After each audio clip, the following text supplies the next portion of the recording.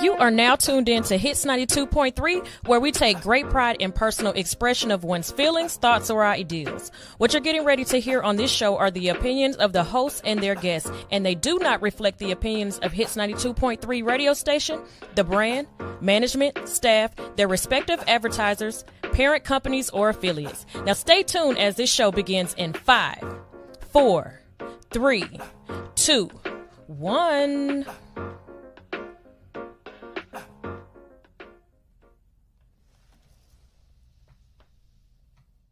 And the question that we have today, actually we have two. How much involvement are you allowing your new spouse with your children? And how much involvement would you expect as a new spouse? So we're going to take a quick break. You're listening to The L.I.C.K Show on Hits 92.3 with your girl KELZ, and we'll be right back. Sky People Chief coming peace, love, and I'm just trying to see where you going with that on. You got cute for me.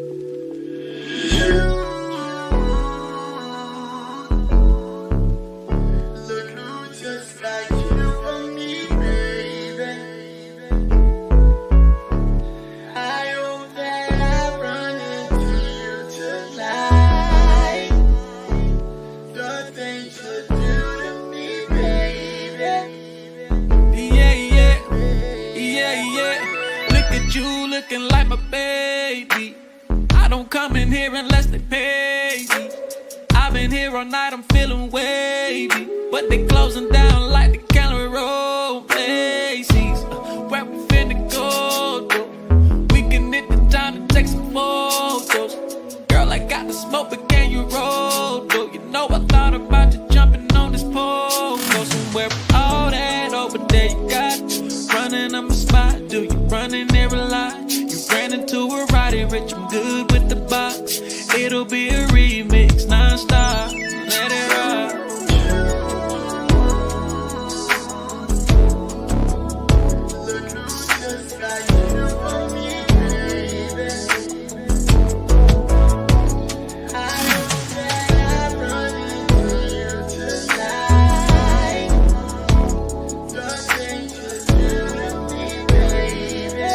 La la.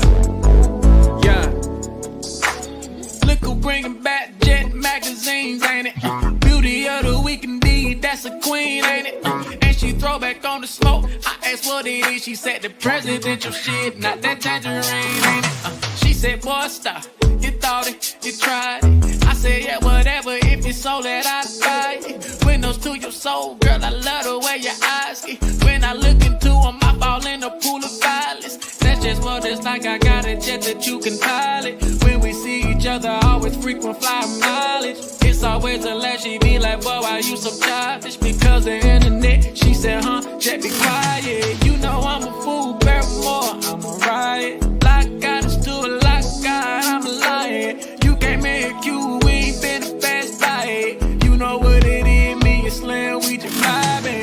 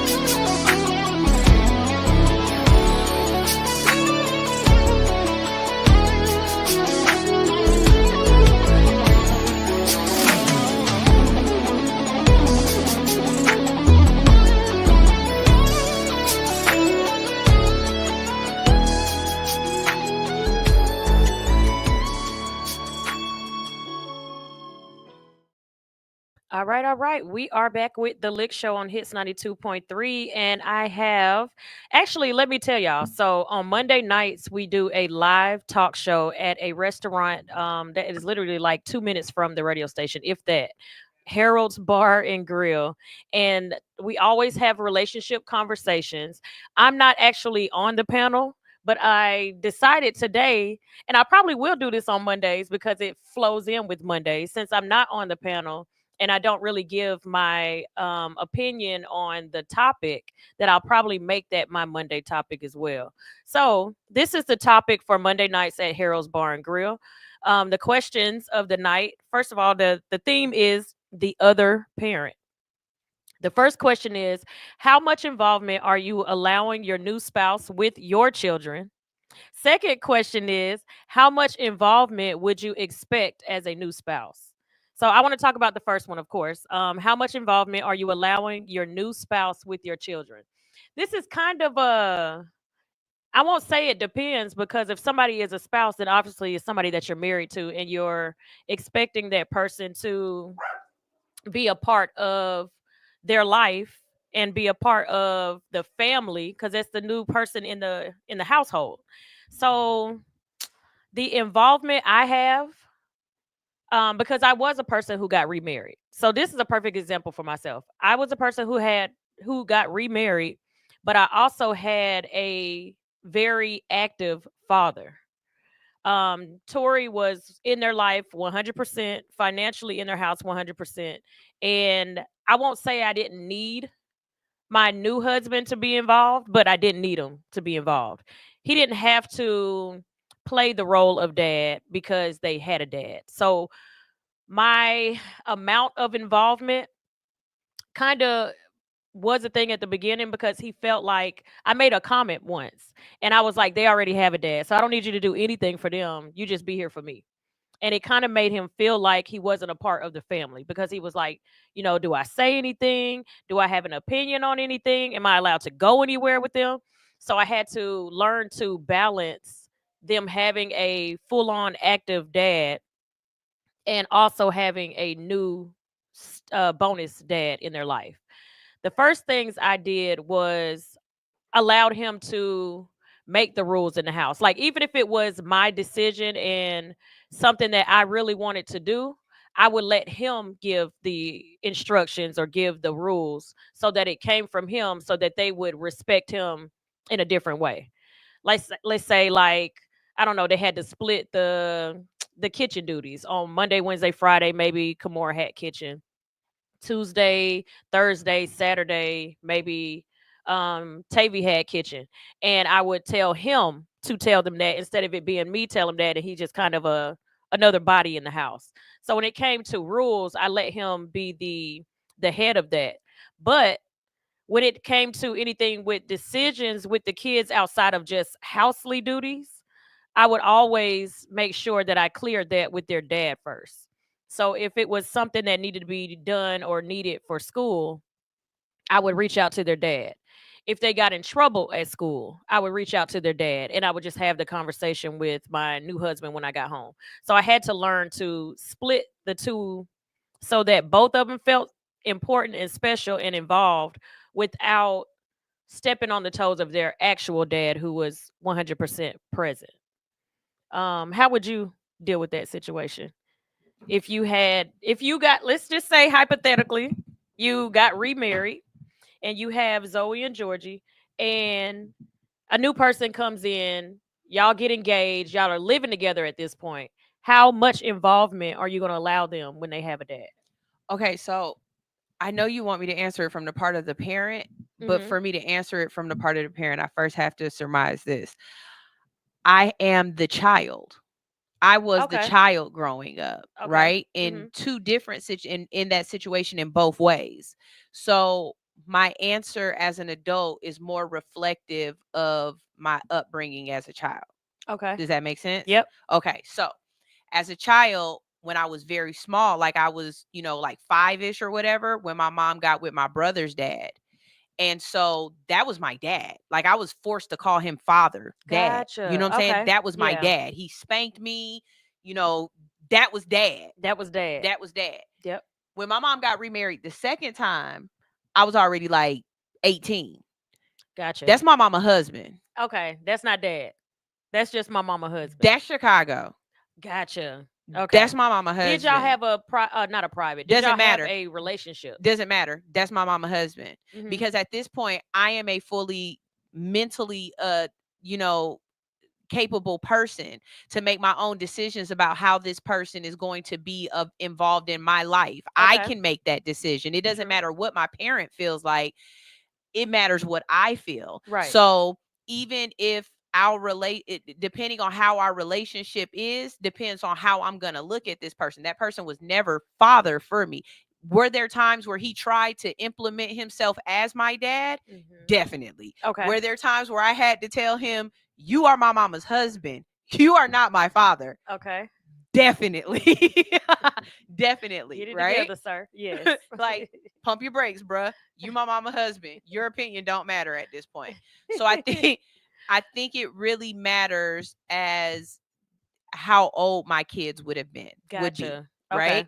So let's say if my kids would have been smaller, if Georgie was under 10, Zoe is under 7, you know what I mean? Mhm. Then yes, this person you're in my household. This is your father figure. You need to respect him as such. The same thing like you're saying. I'm going to make sure he, is setting rules and Yeah. boundaries and enforcement and things like that. This is the head of household. But if my kids are teenagers, Mhm. their father is definitely involved in their life. They're able to make decisions about who they would want to stay with. Okay. You are my partner. For them, you are just an adult that gives them guidance, that Okay. helps show them the way, that lets them know right from wrong. But you are not enforcement. Gotcha. You Okay, can't be so enforcement. you won't let them have say over the children as teenagers as you would if they were much younger. Is Right. what I'm okay. I But- want to make sure I'm on the same page. But I definitely would still make sure that you are respecting this man in his household. Okay, that's where I was That going to he go. is still, the king of the, you know what I mean? If he said Right. take out the trash, take out the fucking trash. Like, who are Yeah. you talking to? Like, you know what I mean? That kind of deal. Mhm. I'm not gonna be like, no, well, my son ain't got no. I'm not saying that at all. But I'm also not saying you about to like swole up on him like you Yeah. about to whoop his ass like you his his daddy. And see, now it becomes an issue of no. Uh-huh. We can talk about that. You could talk to him. You can chat. You can, whatever. But the moment you cross, there's a certain dad line that Yep. when the kids are small, you just let him be dad. Yes. And when the kids are older, unfortunately, I'm sorry. If I had a little girl and you wanted to give her a spanking, probably so. My 16-year-old, don't you fucking touch my daughter. You're crazy. You know what I mean? Like, I think that's what Yeah. it is for me. I It's the think age. and I'm glad you said that because I'm also a child like that. Mm. So my biological father was out of the picture when I was in maybe first, second grade. Mhm. And um my mom, again, I don't know if a lot of people know, but my mom's Panamanian. She came from Panama over with my biological father who was in the army. So she had to learn like English. She's 14, 15 learning to be an adult as a child for one. And she ends up having 3 girls and trying to maneuver living in the US now as a separated to divorced woman. So she had help along the way that was not his family. So my family on my dad's side was not helpful to her. Nobody stepped up to take us in and help her out. So she ended up getting a job, and people from her job were very helpful. One of those being my godfather now. So he's been in our life since I was in elementary school. And he's still, literally, we go to lunch every single week, still to this day. So I had him as a father figure until my mom remarried, which gave me my bonus dad. And so now at this point, I have a bonus dad and I have a godfather. Age range? Age range of them? You. Oh, okay. So By he that came point. around in elementary. My bonus dad came around in elementary too. So yeah, so my bonus dad is who I call dad, Papa Tone. We call him, his name is Tony. We call him Papa Tone. He is my dad. So if you ask me who my dad is, I don't think biological, which he's also semi in the picture now, but I don't look at him like he's my dad. I look at him as Calvin. But Hilarious. Papa Tone is my dad. So if you ever talk about a dad and I say my dad was in my life, it's my bonus father that I'm talking about that's been in my life since I was in elementary school. That's who I would sit and talk to until 3, 4 o'clock in the morning. That is who growing up, he was that dad to me. I had like a full on dad that taught boundaries and he spanked us and everything. Even now, a couple of weeks ago, we sat and talked till 2, 3 o'clock in the morning, just talking about relationships because he watches my show, and so he is the person like I'll go to him, I'll go to him faster than I'll go to my mom. So we have a really really good relationship, and with her, she allowed him to be the dad, not just set boundaries. That's him. Y'all ask him, whatever he says goes. If we ask her and he says no, and we go ask him and he say yeah, it's yeah. Like he overpowered her decisions when it came to us because he was our dad of all 6 of us. So my thought process on me becoming a having a bonus dad is different because the actual biological father is in the life versus mine wasn't from the beginning. So my bonus dad became the full on biological quote unquote dad. And then I would have to see that differently. Even as a teenager, I still, and again, because he was around since we were in elementary school. So even as a teenager, I still had to respect him as so. My sister got married in her 30s and he is who walked her down the aisle. So he is dad. Um, as a teenager, I think if she remarried, I want to say she probably would still have the same rules for her household. And I don't know how I would feel about that though. And see, that's why I'm like, I can As only it go being from me. it, right? I can only come from it from the side of the kid Yeah. because I lived it, and so I wouldn't implement it on my household any differently. You know what I Yeah. mean? Yeah. Now Yeah. there were things about my childhood stepfather that kind of stuck with me that I didn't like in adulthood. Okay. And I had to have those kind of conversations with myself. One of them being that they forced me to call him dad. And so, because I was trained to call him dad, when I would go home to spend the summers with my father, if I was talking about home and I was like, yeah, mom and dad, such and such, the look on my dad's face hearing me call another man Yeah. dad sticks out to me. You know what Yeah. I mean? Now, whether or not my dad knows that, I don't know. I haven't really had that conversation with him, but it kind of sticks out to me. You know what I mean? Yeah. Or just okay, transparency inside of Sunshine's head. Something about you that I like and something about your ex-husband that I like Mm-hmm. very much stems from my childhood, something I don't like. Okay. Okay. Explanation. Your ex-husband, even though he's not in the life of in the mother's life anymore, with that other with his bonus child, that's Mhm. not his, that's still his child, and he hasn't left that child's life, and he's still a part of that child's life, right? Correct. Same thing with you. When you're a bonus mom, you're still a part of that kid's life, even though the father might not be around. You're not with them anymore. You're Mhm. not gonna alienate that child, Right. is what I'm trying to say. Right. Okay.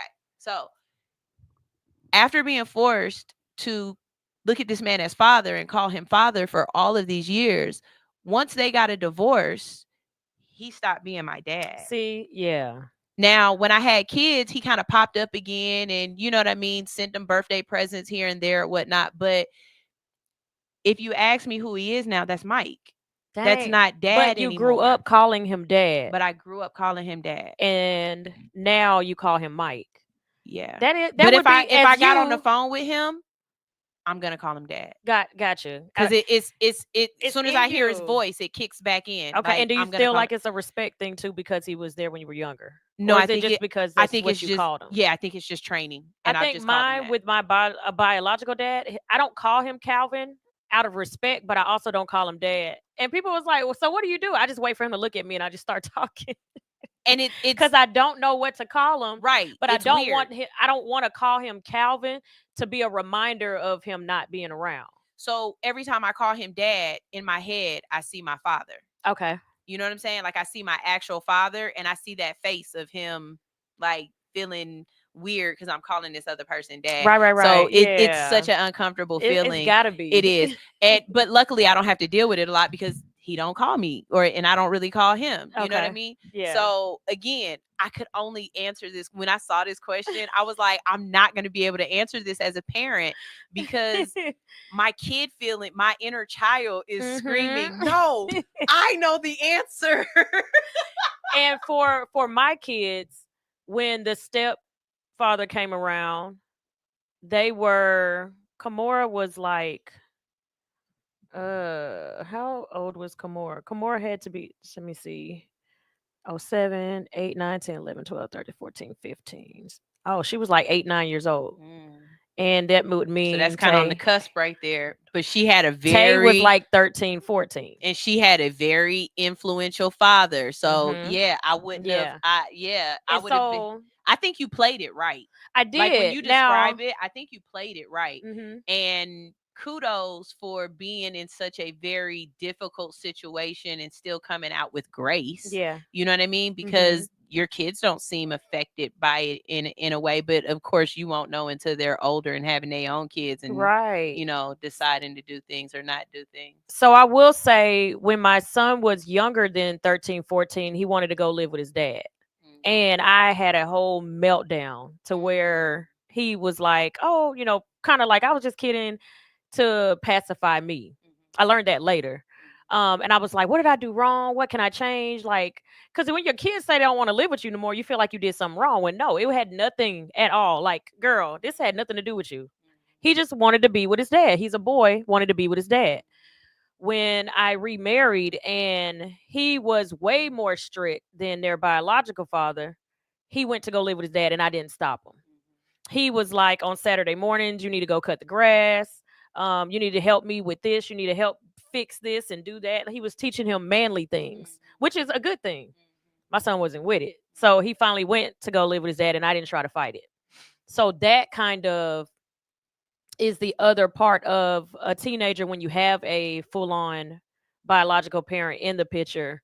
If they don't like your spouse, they just rebel and deuces. And that was the part of it for me the second time around. Right. Yeah. Because it's like I'm already a fully conscious, developed adult. I mean, not adult, but person. Yeah. So I have my own personality traits. I have the things that I like and I don't like and I can deal with and I can't deal with. You know what I mean? Yeah. And being around my parent is what has trained me to be like this. Now you're bringing this new person into the mix and I've got to change for this new person. I got to change for this new person. That's not my person. That's your person, Mom. And I'm at work. I'm at school. I'm probably playing sports. I'm out with my friends. I ain't even here. Right. And so I shouldn't have to change a lot of what I am and who I am because this person wants their household run this way or they want to feel this way. And so kudos to my mom. She did not bring a lot of men around me growing up. They were kind of like how I am. When you meet them, I'm married. Yeah. like if you, I promise you, you'll never know my boyfriends. I don't have boyfriends. Exactly. I don't do that. They know too. They know relationships. They know their dad and they know their bonus dad. And I will say this. So I know I talk so negative about the man all the time. And I never really say anything positive. But when it came to the kids, no matter how they feel about him, they feel how they feel about him because he was strict. I feel like he was a good father to my kids. I ain't talking about what he did with his. He was an amazing father to my kids. He may have been a little too strict, but I think because me and their dad is so lax that they needed that balance. I remember one time Kimora got in trouble. She was typical teenager, 13, 14, and talking to random strangers online that you don't know and having intimate conversations with these people. So he ended up taking her phone from her. We found out she had a laptop or she had an iPad or she had something extra. And when he went by her room one night, the little light shined from it. He was just like, oh, so you sneaking. He took her door off the hinges. That's like old school strict. And I'm like, dang, like I never even dealt with that. So for me, I thought it was a little too much, but I never intervened because, again, he was the head of that household. What he says goes. And if he want to take the door off the hinges, the door is coming off the hinges. And she had to earn her door back. He also helped with homework. He also implemented rules. And I'm one of those people, like, I'll get mad. And I'll say, if y'all don't do this, you can't do this later. I'm taking your phone or something like that. I'm mad in the moment. Later on, I'm not even thinking about it anymore. And the punishment doesn't stick. With him, we can go out to eat, have a great time. And when we come home, oh yeah, I said them phones. I'm like, dang, we just had such a good day. And he's like, no, a punishment is a punishment. The issue we had, that's why I'm saying what I'm saying. The issue we ran into is when a punishment was at the house, he tried to implement that ongoing. So if I take your phone away for 7 days, but you're with your dad Friday through Sunday, he still feels like I'm taking your phone. Whereas his dad is like, No. I'm not punishing. I haven't seen them all week. So I'm not taking their phone on the weekend because of something that's going on at y'all house. Even though they might have gotten in trouble at school, or there was something that was going on. They didn't clean the kitchen that night, and the rules are the rules at the house. So I had to keep trying to pacify both men. Like, one, you can't control his household. And then two, we're trying to teach them rules is rules. Like, if you go to jail, you don't get to have a free weekend because, XYZ, y'all changed guards. A punishment is a punishment. So I had to try to pacify both. And sometimes it worked, sometimes it didn't. So that's the balance of trying to involve a new spouse into your relationship, is how far into it are they allowed to go? Because that was like, when we did that, then it kind of, to both the child and to the bonus father, was like, when it comes to my dad, you don't have no rules, because it changes when I go to my dad's house. Whatever you say is thrown out the window.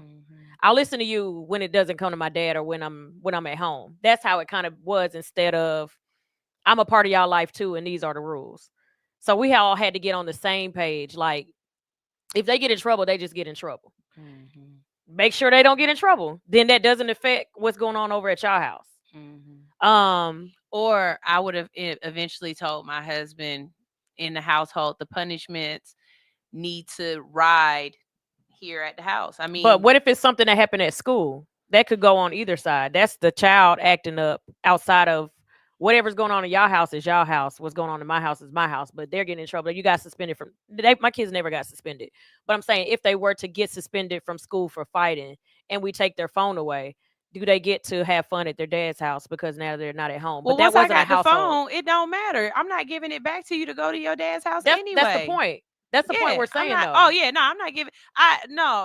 In the situation of electronics, once I got them, baby, I don't give a damn where you going. I'm not giving it back anyway. Even if it's a house punishment, that's what I was talking about the whole time. No. Because so like, house my mom used to do stuff like, go to the you on punishment house. And you can't go outside, or you can't go with your friends and stuff like that, right? Right. So if you go to your dad's house and the party just happens to land while you at your dad's house, you feel like you gonna go because I'm at my daddy's house. No. You should still be on punishment from that. And that was the issue that we had, because thinking, let me put myself in Tori's shoes. So before he got them every weekend, he got them every other weekend. So sometimes it was 14 days before he would even get to see his kids, right? If they are in trouble at home, and I get, out of 14 days, I get 2 days to spend with my kids, and they're on punishment. We can't go do nothing fun because this is still within the punishment time. How is that fair to him when he's trying to come see his kids? Now, see, that's the part that my gray area is like, nah, that's his house. Because when you're saying we can't go do nothing fun, hanging out with your dad, that's just being with what if his parent. What if his dad's sister, their cousin, has a birthday party, and he's like, okay, when they come this weekend, we're coming to the party. No, that's family. But like, let's say Kamora's homegirl is throwing a party and she wants to go to that, but she got in trouble at school. You can't let her go to that party. That's what I'm saying. If your cousin is throwing a barbecue and the family is going to the barbecue, then of course you got to go to the barbecue. Like, Come on, Can't now, be like, we're no, I adults. can't We can, go because yeah, my like we can kids on make this, punishment. yeah, like no, we can make this make sense because We even if struggled bad. even if she was at the house with y'all and City's family threw a barbecue, even if she was on punishment, you're not about to tell her she can't go. No, you would have took her too. Oh, now this is deep. Okay, okay, hold Nah, on. call in, caller. You know, this is Chris Oh, okay, from here. okay. He is not gonna call you, Chris. You want to call in? He said, Come on, shorty, do what? right. You can explain in details, but I literally want to say this. Two things he said. He said, "How y'all feel about the stepdad whooping?" We both said, both of our stepfathers gave us whoopings. Mine was the one that whipped us. My mom never whipped us. He did. So I mean, I don't feel everybody no beat type my of ass. now with my kids. If you met my kids, they're one, you probably think they're emo. Two, they're like really, really quiet and reserved. They're not Even hittable. when, They're not hittable. yeah, they're not. My kids aren't hittable. So even growing up, I never whooped my kids. I had the type of kids that all I had to do was look at them and they'll start crying. So I never had to whoop my kids. Punishments, I really never had to punish them because they never really got in trouble at school. I was blessed. I never got the teenagers that stole my car and stayed out past certain curfews and this, that. I'm thank God. 22 and 17 going on 18. So far, knock on wood. This is wood because I've seen it crack. I didn't have those issues. So I never allowed anybody to whoop my kids. Their dad barely even whooped them. If anybody whooped them, he did, and he barely even whooped them. So I wouldn't allow my spouse to put their hands on my child. Now, if you want to discipline them as far as like taking something away or putting them on punishment, you are all for it, and I'm gonna let you do that. And if they got a problem with it, take it up with him. Hey, you are tuned into the L.I.C.K Show. Who we speaking to? This is Atkins Home and Commercial Repair. Hey, sir, how you doing? How y'all doing? Good. So what you got to say on this topic? We just had this conversation on vacation this past weekend. Really? Okay, tell me. Yeah. So my friend, son went with us. We went to Jamaica, and the son went, and he was bad, like crazy bad, and it was his stepson. And I was like, bro, you need to handle this. But him and the girl only been together for what, probably 11, almost a year. Okay. So I asked him, I said, do you whip him? Because he need a whipping. He was You like, sound far. You sound far away. What you do to your phone, Chris? Yeah. Hold on. Right now? Yeah, we can hear you. Okay. So I said, do you whip it? You need to whip him. He was like, nah, man. Man, his daddy got to understand that, you know, if he have a problem, I call him and he'll handle it. I said, well, we in Jamaica. How you, what they gonna do? Flat out here and whip him? Well, I just tell him when we get back and then he'll handle it. Oh, So that's gonna be, yeah, that's crazy. How old is the kid? How old are you? Like third or fourth grade? Like third and fourth grade, 7, 6, 8, 7, 8, around that age. Yeah. Okay. So he was like ridiculous, you know. Now my stepboys, yeah, we gotta at first when I first met their mom, the dad was around. He was around. He would come once a month, get his son woo woo. After 4 or 5 years, I ain't seen him in 4 years. Gotcha. Okay. So he felt that he good and he had understanding. And I used to want to whip him, but we had an agreement that, you know, hey, if your son ever acts up, I'm gonna call you. They call here and handle it. After I didn't see him for the 4th year, I started handling it myself. Now I don't whip him, but I kill him with words and punishment and no internet, no phone, no nothing. Okay, that makes sense. And I would be all for that. And I wouldn't even stop. Like if we were together and you wanted to be that kind of way, I wouldn't stop you. Yeah, but my mom, I never had a stepdad. My mom never had a boyfriend the whole time. I don't know how she did that all these years, but that's a whole nother subject. But she just didn't bring no men around. She just didn't bring no men around you. Yeah, she respected you enough not to bring no men around you. But trust me, Earl was laying pipe. But she used to get home at like 11 o'clock at night. You know, I understand it now, probably. But I thought school got out at 2:30. You come home at 11, 12 at night. That don't make sense. Man, Mr. Richard, Mr. Richard. Mr. Richard. Mr. Richard was tearing them. Yeah, until I found a hotel key in her purse one day. But that's another story. So, yeah, so I never went through the stepdad thing. Never went through that. My dad was in prison from the age of 5 to 2 days before I walked across the stage and graduated. My alumni Tri-City High School. So Okay. 2 days he was able to come to the graduation. But I never experienced the stepdad, the boyfriend, even the papa. I ain't had no granddaddies. I didn't really have no man figure in my house. It was only my mom and my grandma. Really? So And yeah, my grandma moved to Atlanta from New Orleans. She gave the restaurant to my cousin, and I was born in '84. She moved here in '85 and took care of us from '85 all the way till she just passed 2 years ago. That's you why know you what? short. You know what? So this is very, very surprising to me because of how Manly he manly is. you are. He's a man's man. And I say that so okay, so I know him, the caller. I know him personally. Now he does a lot of like you build. First of all, he could build a house, right? He fixes cars. He fishes. He there's like dirt bikes. Like you're like a man. Where does this come from?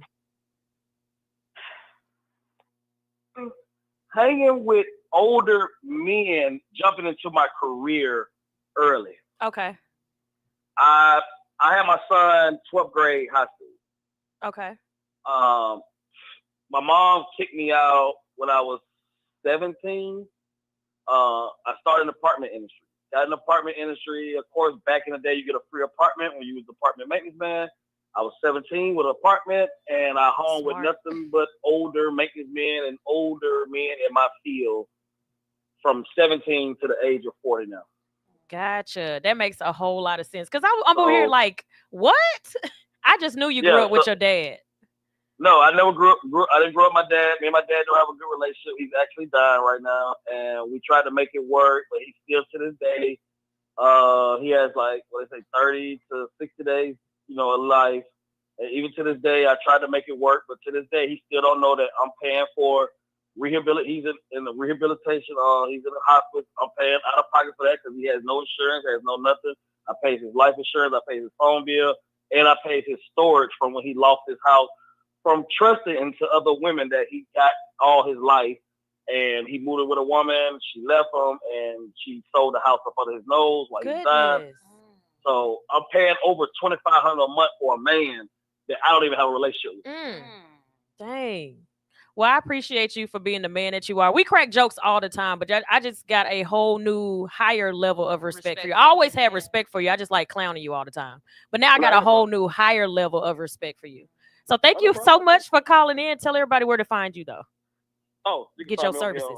You can find me at on Instagram at The Real Cameraman or Atkins Home Repair. Get your AC service because it is going to be hot this year. And the prices are going up for AC equipment, so holler at me. I got the best prices. He got the best prices. Y'all better hurry on up. All right, thank you so much for calling. And I'm for the freeze y'all in about 2 hours, so get ready. Thank you. Are you serious? Especially sunshine. Thank you. Bye. No, it's been so nice in here. See? That's why your legs swing on the toilet. Then she ended it with Shorty before she hung up on him. Shout out to Chris for calling in. So if you're just tuned in to the L.I.C.K show, we are talking about how much involvement are you allowing your new spouse into your relationship with the children, not just with you, with your children. Because some people have their other spouse in their life fully, and then some people don't. So I think that spouse. Well, yeah, because it might be a single father who brings in a wife. So I said the spouse. So I don't want to say husband because it might be the man that has his kids. Oh, my bad. I'm thinking of like you calling the ex the other spouse. No. I'm just saying the other parent. Let me say the other. I'm like, damn. Right. She really hates No, I'm saying like even for men, because that is let me talk about this. So I'm a very unorthodox dater for one, right? When I got with my my ex-husband, kid's father, he already had a child, but he doesn't have a child through birth. He has a child from a previous relationship, and when they broke up, the little boy was 3, I believe, 2 or 3. And he never stopped taking care of him. The dad was in jail, and he stepped up as the full-on parent.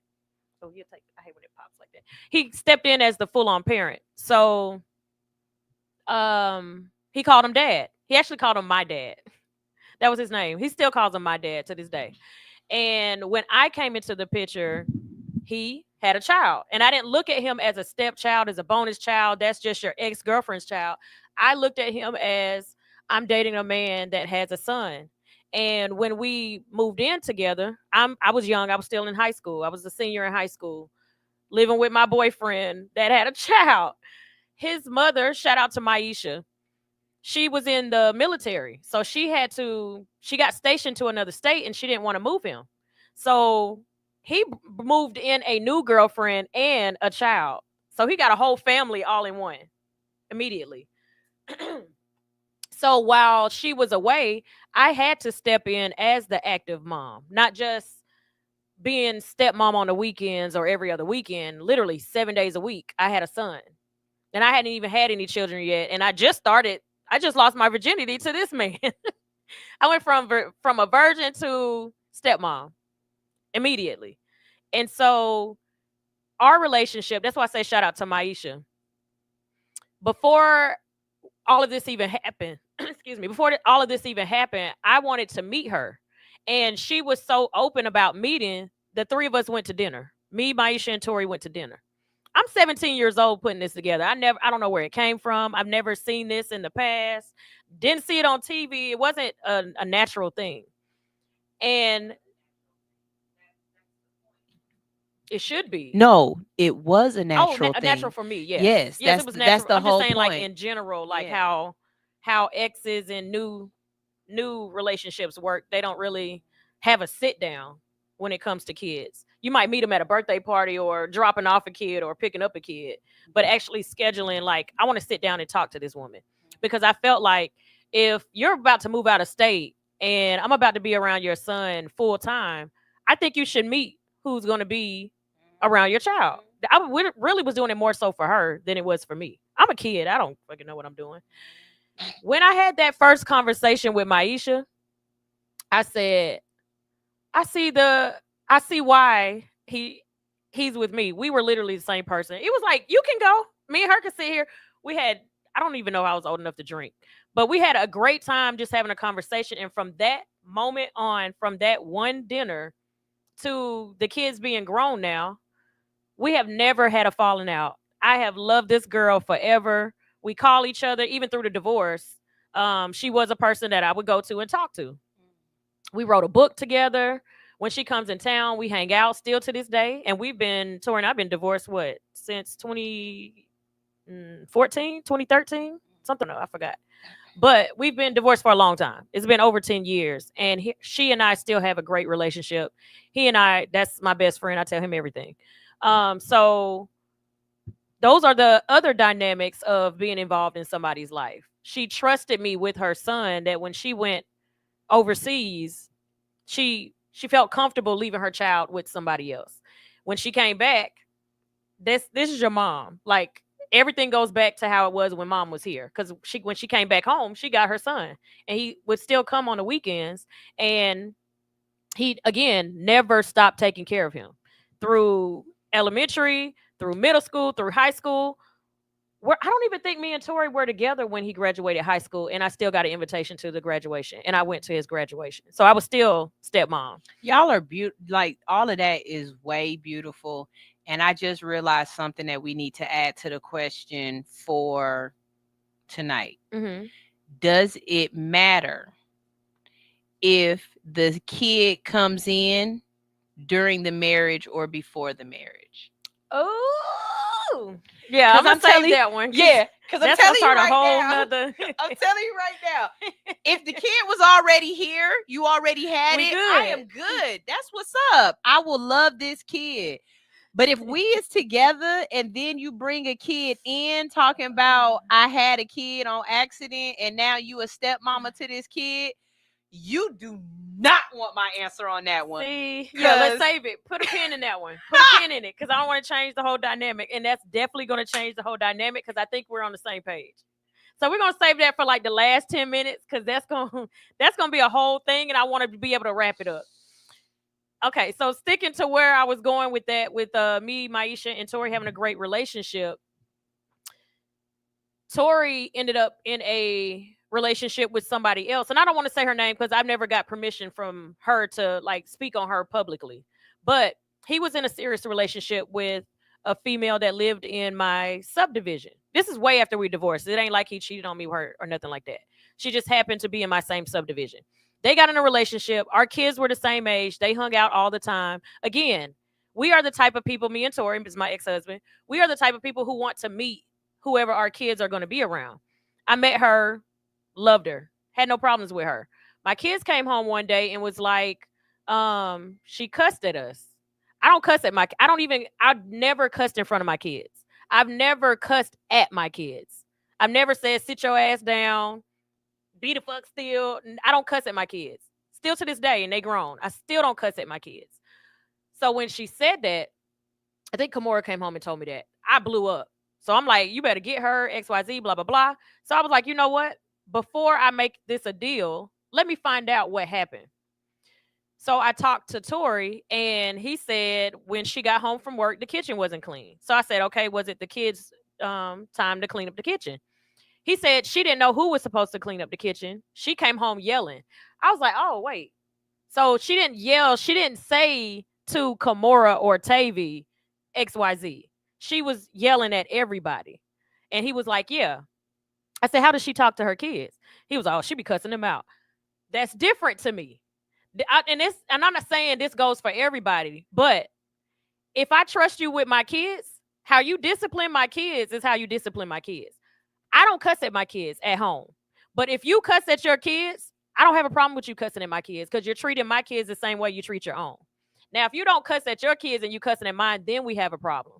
So I told my kids, if you don't want to be cussed at, if you don't want to be cussed at, clean up the kitchen.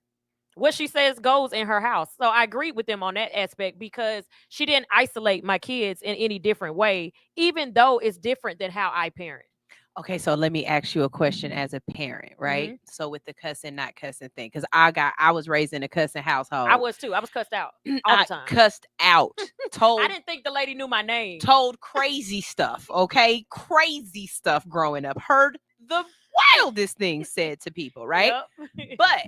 But I am a cussing mother, and I might cuss to my kids, but I don't cuss at my kids. How do I explain this? Like, I would Give never. me a scenario. Okay, so like, I might be like, "Hey man, you better get the hell away from me," or you need to get the F away from me. Leave me alone. Stop playing with me. You know what I mean? But I would never be like, "F you" and "F you," like it would never be like FUB or not. Like I would never. Like I would never. For me. Yeah, that's I would never. I would never do that to my kids. Yeah, you wouldn't cuss at them. You cuss in front of them or to them, but not at them. Right. I get you. There's a difference. Or because Sunshine's quirks, I flip my kids the bird. Okay, I flip mine too. I flip my kids the bird, and I usually do it. Yeah, I usually do it like this. Like I'm laughing or whatever. Because in the back of my mind, I'm trying to take the power out of this. Okay. Right? Mm-hmm. Because so many people blow up when they see that and they get so ready to just go on 10. I want my kids to kind of see it and kind of giggle at you a little bit. Like it's kind of funny. Yeah, like they right. And I'm trying to beat that. I think in a way my mom was kind of trying to do that with the word be, but it didn't work the same. Okay. Yeah. And so, you know. The only time you can call me a bee, right, is if I'm on my back and I allow you on in front of me. Well, you know, outside of that, I don't want nobody. Like, I don't care. So women right now, that whole yes, bitch. I want to get out of it. I want to get out of that too, but I don't care. I don't have a replacement word. Yeah, I mean, it's not a huge thing, but I'm trying to like not even call dudes the N word. I don't even want to call them that no more. You're a guy. You're a man. Hey, fella. within the last, I'm not gonna lie, within the I've been last trying 6 months hard. to a year, I Uh-huh. definitely have been listening to myself speak a little bit more. And it's funny because when you're younger, you be like, oh, I don't want to turn into that old woman that starts saying sugar, honey, iced tea, and And like, here we are. right. But here we are, Yeah, and I'm it's I'm just not like ninja, at least for now, ninja. you know what I mean? But man, or I don't know. I don't know if they prefer boy, because No. if you're not a man, then that's my new word now. I'm talking to the men. I'm not talking to the boys. That's what I say all the time. This is a conversation for the men. It's not a Huh. conversation for the boys. I would like to know that for the people out there who That's don't probably way curse more or disrespectful to right. be called a boy versus Yeah, I'm a not gonna call ninja, him boy. the other word. Yeah, no. I would never call a man a boy to his face. I'm talking about when I have these whole on generic conversations. Oh, I'd be like, I want to talk to the men, not the boys. But I'm never gonna go like, boy, shut up. Unless I'm like, bitch, bye. To my homegirl, I might say that to my homeboy, but I'm not calling him a boy. It's a replacement word for the N word. yeah. Okay. And I'm glad I'm even saying N word instead of saying the word. Right. So that's what I'm working on. Now, this is where I'm at with it. And then we're going back to the topic. Yeah, it depends on who I'm around. Mm-hmm. I can filter it really well depending on who I'm around. Anybody else is just, free reign. And Right. so I just, okay. All right. But it just depends. Yeah. Because even around you, there are certain words I definitely would never use around you. Really? Yeah. Because, I don't like it? Yeah. And everybody know the it's P word. The P word. Immediately. I don't like the P word. Immediately. That's the only, to me, that's the only cuss word in the whole range of cuss words. Really? Yeah, I don't care about any other word. But the P word, even during coitus? If we're doing something and you want me to say that word, I'm not going to say it. You're probably going to drive me up. No. I'm not. If he says it to me, cool. Yeah, that's what I'm asking. Yeah, he can say it. Anybody can say it. I just don't. That's say a it. lie, because when people say it, I you cringe. automatically do this. Oop, the little thing. It's the cutest little thing. It's so vulgar. It's like, she be like, I've seen you do it at the P word to me is like the C word to white women. Yes. Yeah. Or a racist slur to somebody black. Right. You'd be like, that's the P word to me. I don't know what it is. I have no idea why that word triggers me so bad, but I found like one other person that feels the same way on earth. And I'm like, I thought it was just me. I don't know what it is about that word, but that word is... Even when relating it to a cat? Even when relating it to a cat. Really? Okay. My friend was trying to get me, shout out to Andretta. She was like, just say cat. Just say the whole thing. And I'm like, no. She was cracking up. She was like, just say it slow. I was like, I'm not saying that word, period. So yeah, I don't say the P word. And now I've added, I don't say the N word to my vocabulary either. Still working on that, but it's going to eventually be completely out of my vocabulary. I wonder how I can get this out. I need a lobotomy. Now, speaking of kids, before we get into the second part of it, when your kids are older, how do you feel about them cussing in front of you? I'm not sure they're not going to cuss at you, but in front of you, they're telling a story or just having random conversations with my mom, because now y'all are in, not necessarily in a friend aspect, but it ain't, I got to fear my mama because I'm a grown ass man at this point. So as an adult, when I talk to my mom, because even when I talk to my grandma, you know what I'm saying? Mm-hmm. Like my maternal grandma, mm-hmm. if I'm in a mood and I'm mad, I'm gonna drop a word. Okay. But I'm also gonna be like, my bad.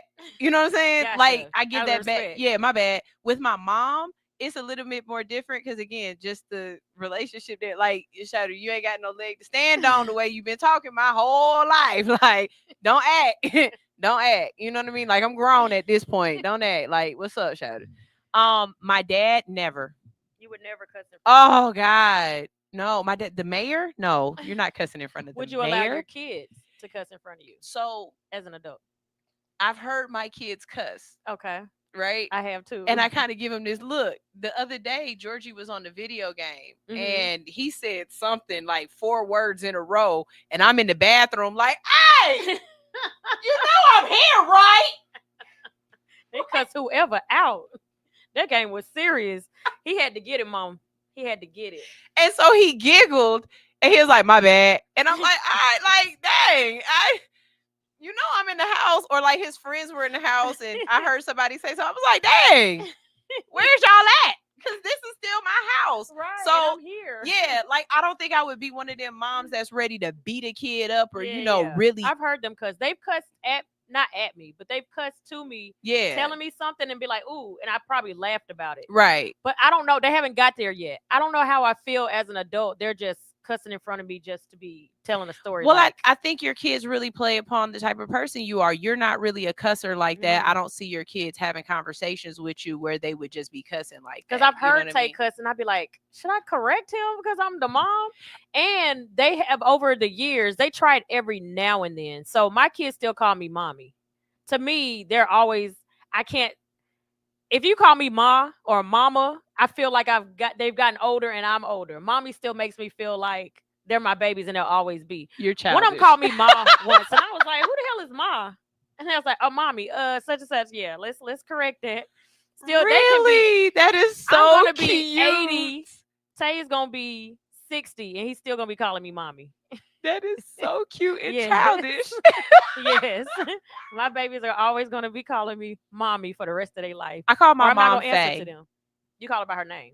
That's not her. Well, it is, but it's not that. Like that's the pet name that Gotcha. the family calls her. Okay. Her name is Cheryl. Okay, that is drastically different. Is that a Right. middle name? Yeah, LaFay. Okay, that makes sense. Add that part because I'm like, how the hell y'all go from Shirley? That's what you said? Cheryl to Faye. Yeah. That ain't even nowhere near. That's like William and Dick.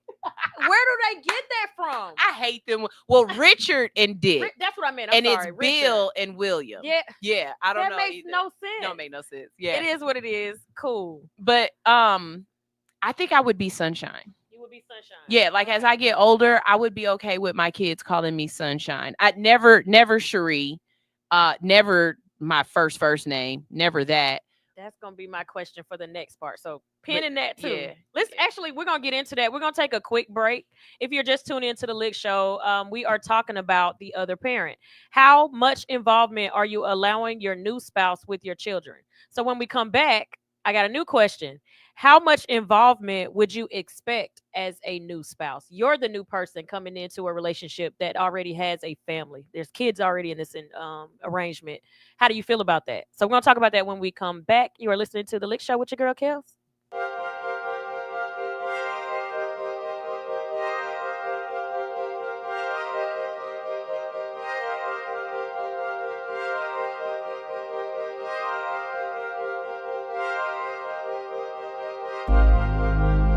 Every day is a new choice. We make our beds and we lie in them. Who do you want to lay down with? Choose wisely. Met you on Friday, picked you up on Saturday. Sunday night you calling me over and over and over again, telling me that you're ready to rock me steady, rock steady. I got you so addicted, I should've never let you taste my love, my love. Damn right I wanna see you again, but I'm not ready for no love affair. Still you ask me what is happening, when I told you that my heart wasn't there. I handle business on the weekday, but you can have me on the weekend. Friday, Saturday, Sunday. Friday, Saturday, Sunday. If you wanna be my weekend lover, it's gonna be hard to leave. Take it from me, from me, from me.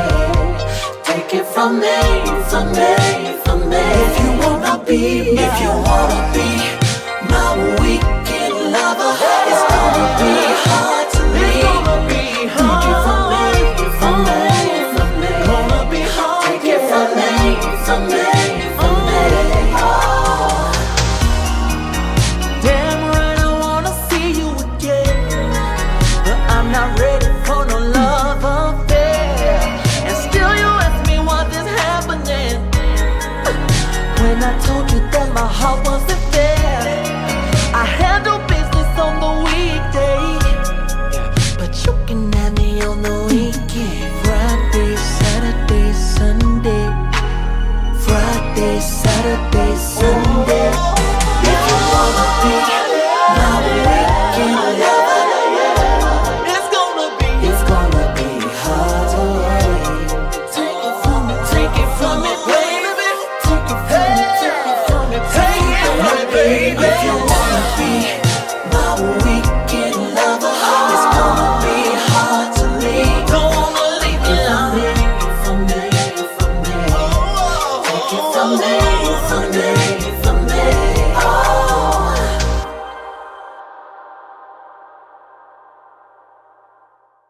Decatur, Lithonia, Conyers, Covington, McDonough, and all surrounding areas. Something Special Bar and Lounge presents Music Bingo and Karaoke. That's right, you heard me.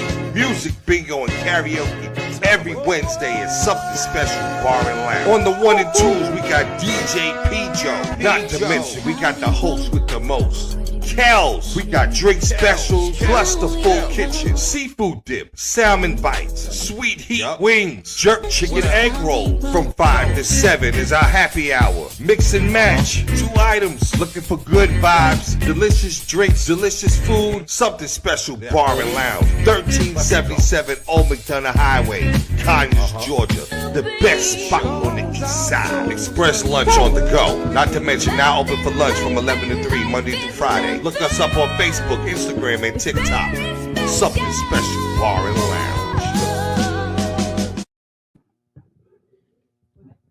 And we are back on the L.I.C.K Show. If you are just tuned in, we were talking about how much involvement are you allowing a new spouse with your children. So now we're going to flip it. How much involvement would you expect as a new spouse? So again, in the same exact scenarios that I've been given, of a bonus parent coming in with my 2 children, I also became a bonus parent with his 2 children.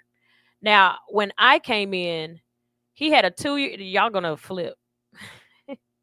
He had a 2-year-old and a 2-month-old, a 2-month-old daughter and a 2-year-old son. And I had 2 mothers to deal with. One of the mothers welcomed me with open arms. We got along immediately. The second one, we didn't have a first conversation until we were we living apart? We weren't even living together anymore. We were damn near going into divorce when we had our first conversation. So one of the kids I met instantly within the first 2 months of us dating.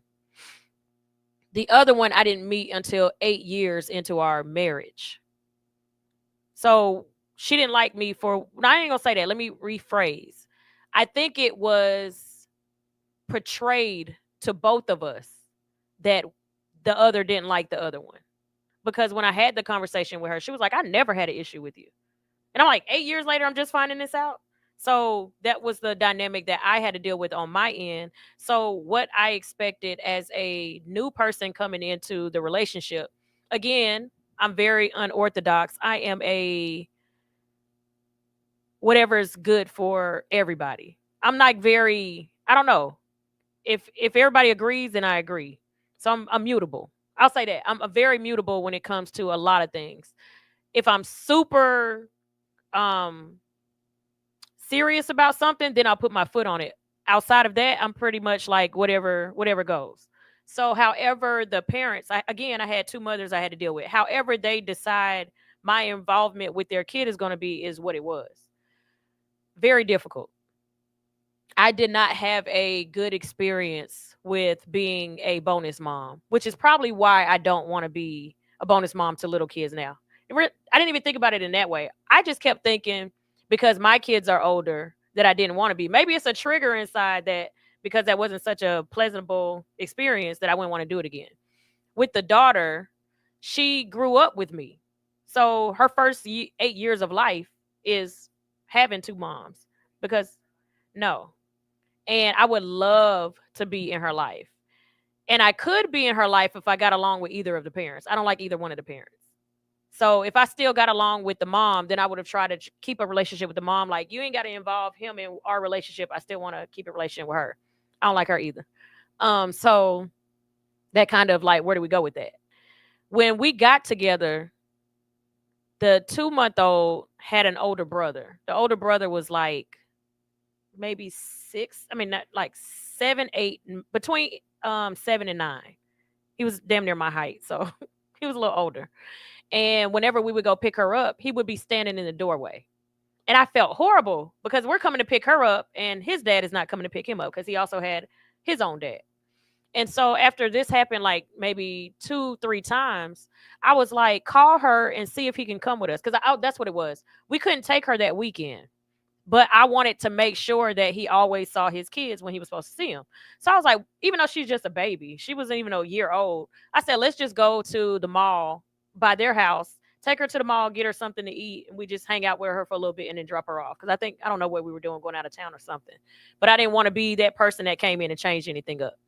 So because we weren't going far and I didn't know how they would react to it, I said, call her to see if he can come. Because we're just going to the mall to get something to eat and then we'll just drop them both off. She was like, is she for real? I heard her saying it on the phone and he was like, are you serious? Because he thought it was weird. So I was like, yes. So she was cool with it. She was like, okay, I'm about to throw some clothes on him.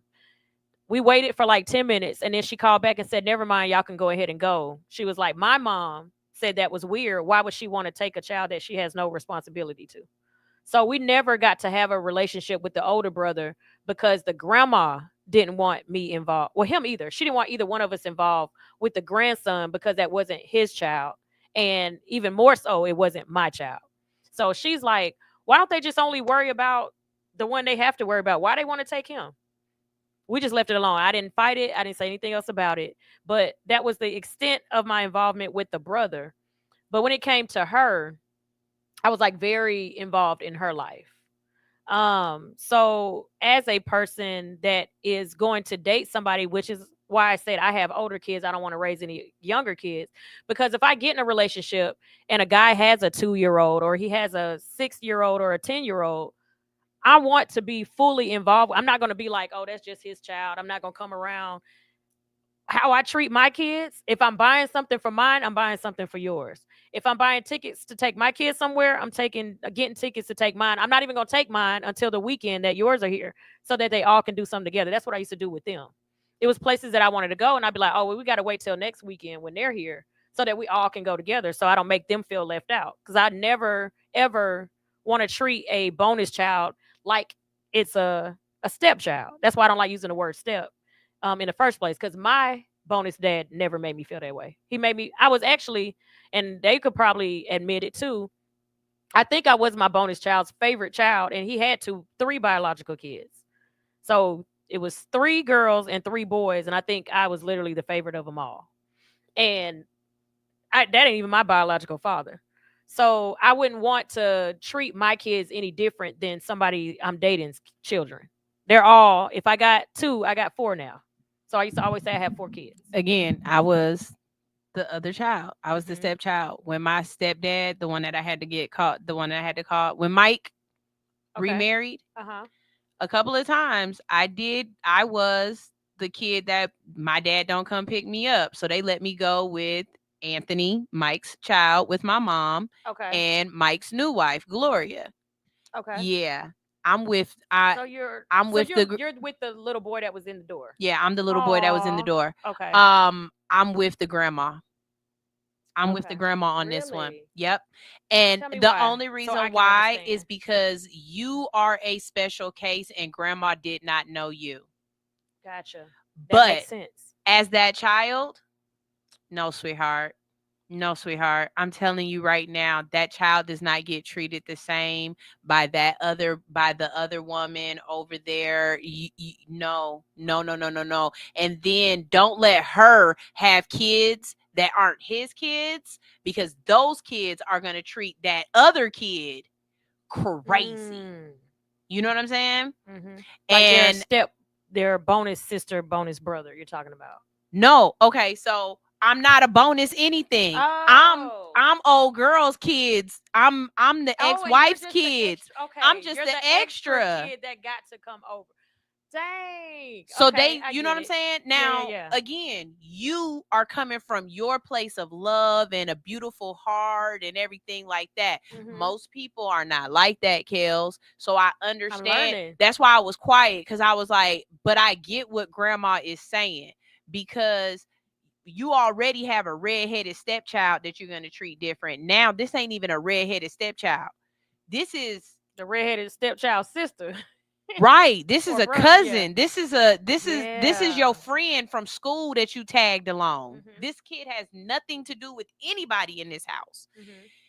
That's not a great place to be for that child. Understood. And so they were. It I wish wasn't she just knew me. I wish she would yeah, have known me. Yeah, 'cause I they felt were like he was the protecting that prize. child.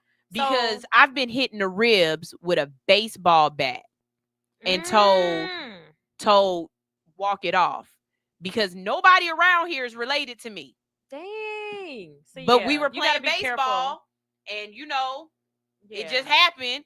But if my mom would have been there, the situation would have been completely different. But instead, we got Mike, Gloria, her kids, and it's funny because she got hit in the ribs, and everybody, it's a funny moment. But bitch, I just got hit in the ribs. Right. Where's my? Are you okay? You know what I mean? But I'm As the if other. It was theirs. If it is if you were their child, right, or bonus child at least. You know what I'm saying? Yeah. Or like when her daughter called me Amy from Congo and made fun of me or isolated me or whatever else.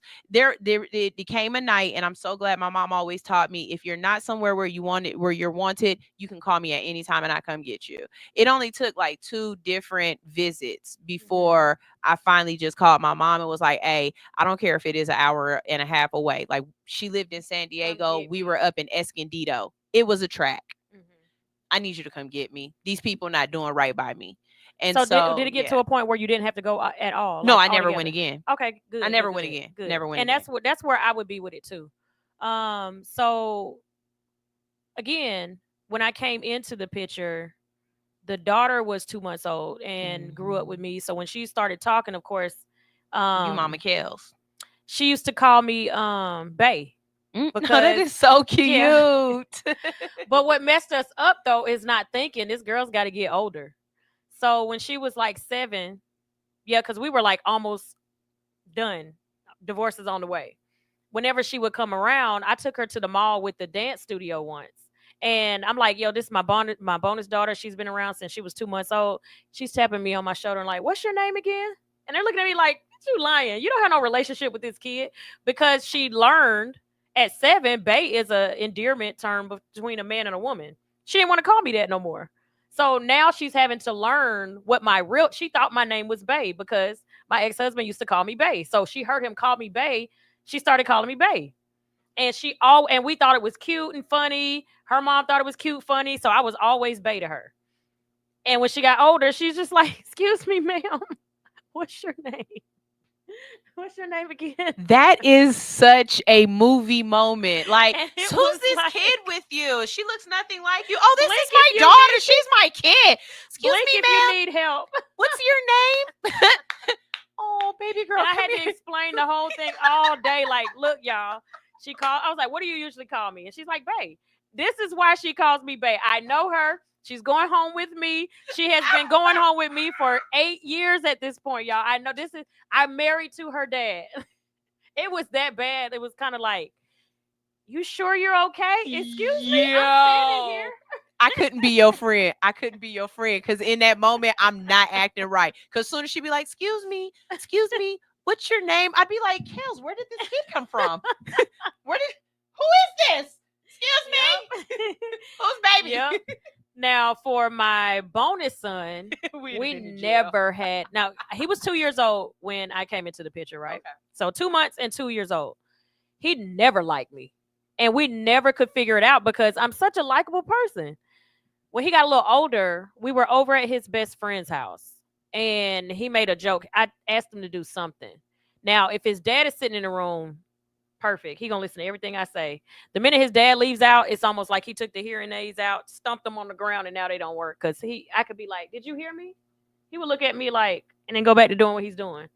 Again, I treat everybody the same. I don't whoop my kids, so I'm not gonna whoop yours. It got so bad to where when he came around, I didn't even speak to him anymore.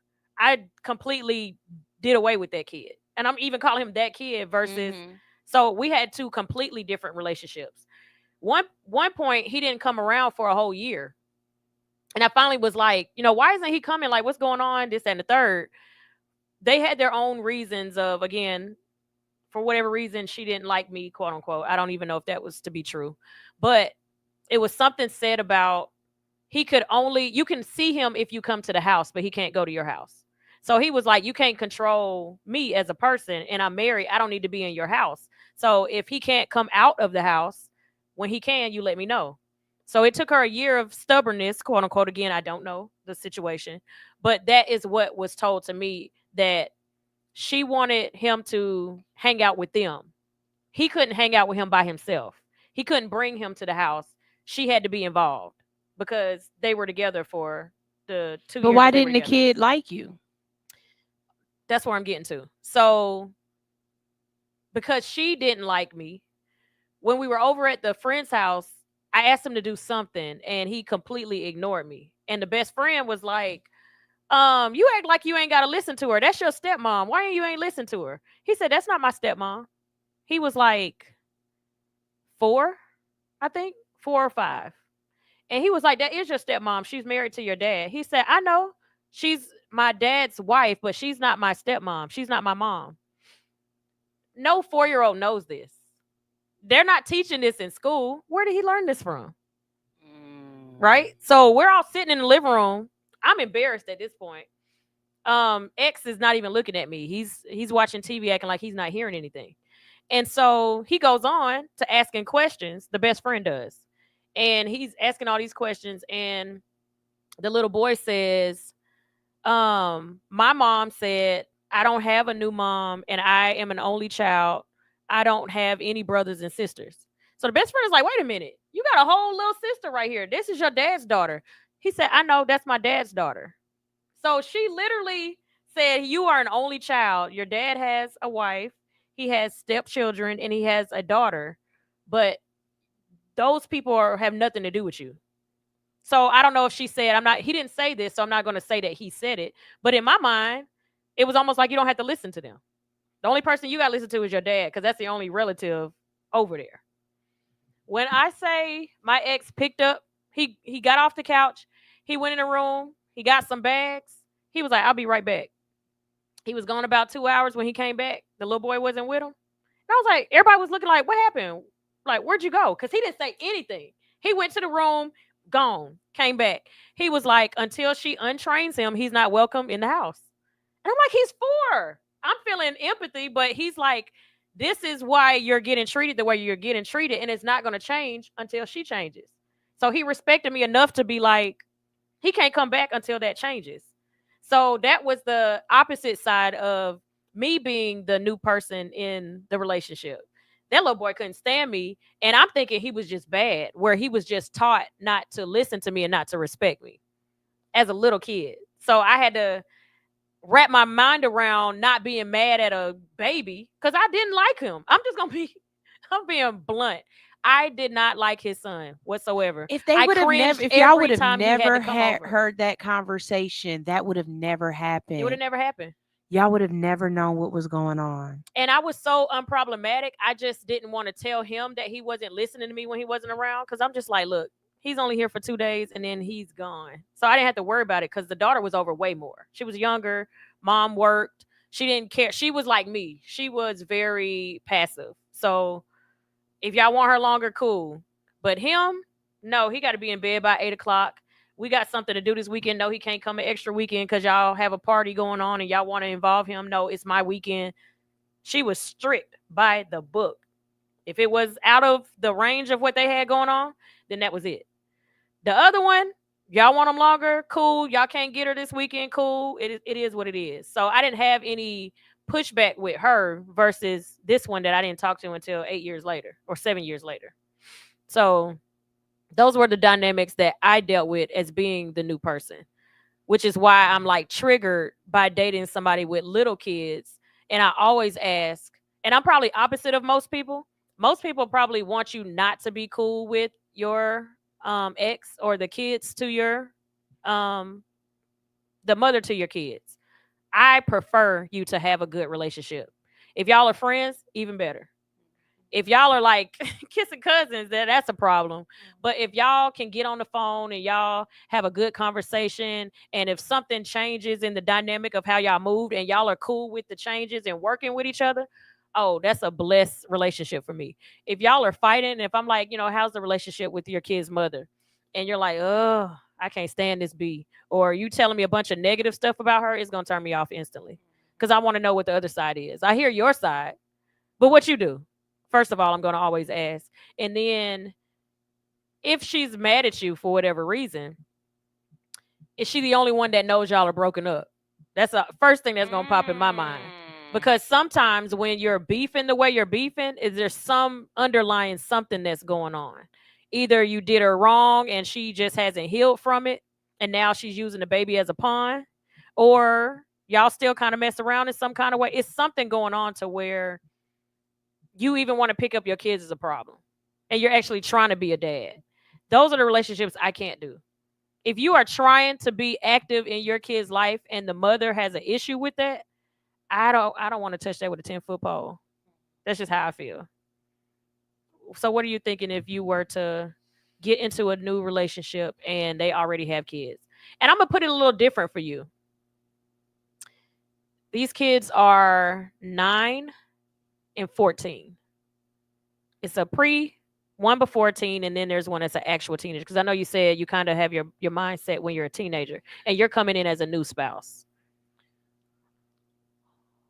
Okay, so wait a minute. So when we start dating, they're already 10 and 14?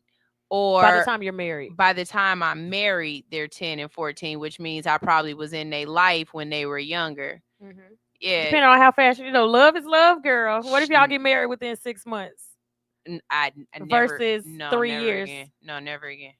Never again. So I never moved that fast Don't again. put a pin in it, because this is completely unrelated. But now I'm just curious to know, how long would you date somebody before you actually think to marry them, or is it chemistry and how it feels and how it's flowing? Never again. You'll never get married again. Chemistry will never get you married to me ever again.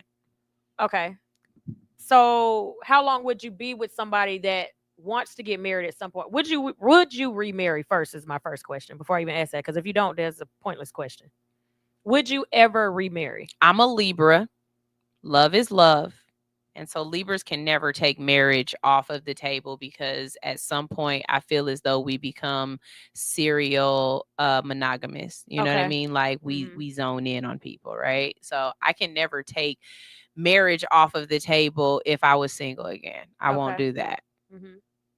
But my mouth and my brain says never again. I wouldn't legally attach myself to another person for another reason. I feel as though we could find ways to be able to circumvent whatever legalities marriage would provide us, right? Okay. And so we can just be together, right? Mm-hmm. And in my mind, it's like, if you want to marry me before you ask me, and then if I tell you I don't want to get married, but I still want to be with you, and you don't want to be with me anymore after you ask me, you didn't really want to be with me. You just wanted to be married. Gotcha. So therefore that signals me out of it anyway. And I don't want to be with you anyway, because then I feel like you wanted me for specific reasons and not because you wanted to be with me. Gotcha. You know what I mean? Then it becomes into that you wanted somebody to take care of you, and you wanted somebody to wash your clothes and do your dishes and shit like that. You didn't just want to be with me and love me. Right? See, I was in that situation before. That's a good topic, because I ended up breaking it off with somebody when he told me ahead of time, I don't want to get married.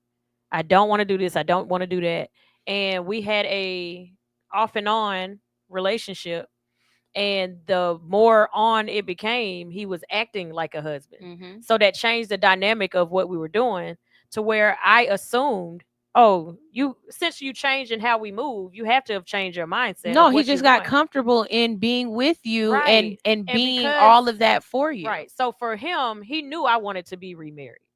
I knew he never wanted to get married. So we should have never. Y'all should have never. Yeah. Right. So at the end, it didn't work for either one of us, because I didn't press him into wanting a relationship, but I did start dating, because I've got to a point where I wanted to be in a relationship, and I'm like, okay, at some point. But you were in a relationship. You just didn't have a name. See, that's the crazy part. You were in a relationship. He was doing everything for you that was in a relationship.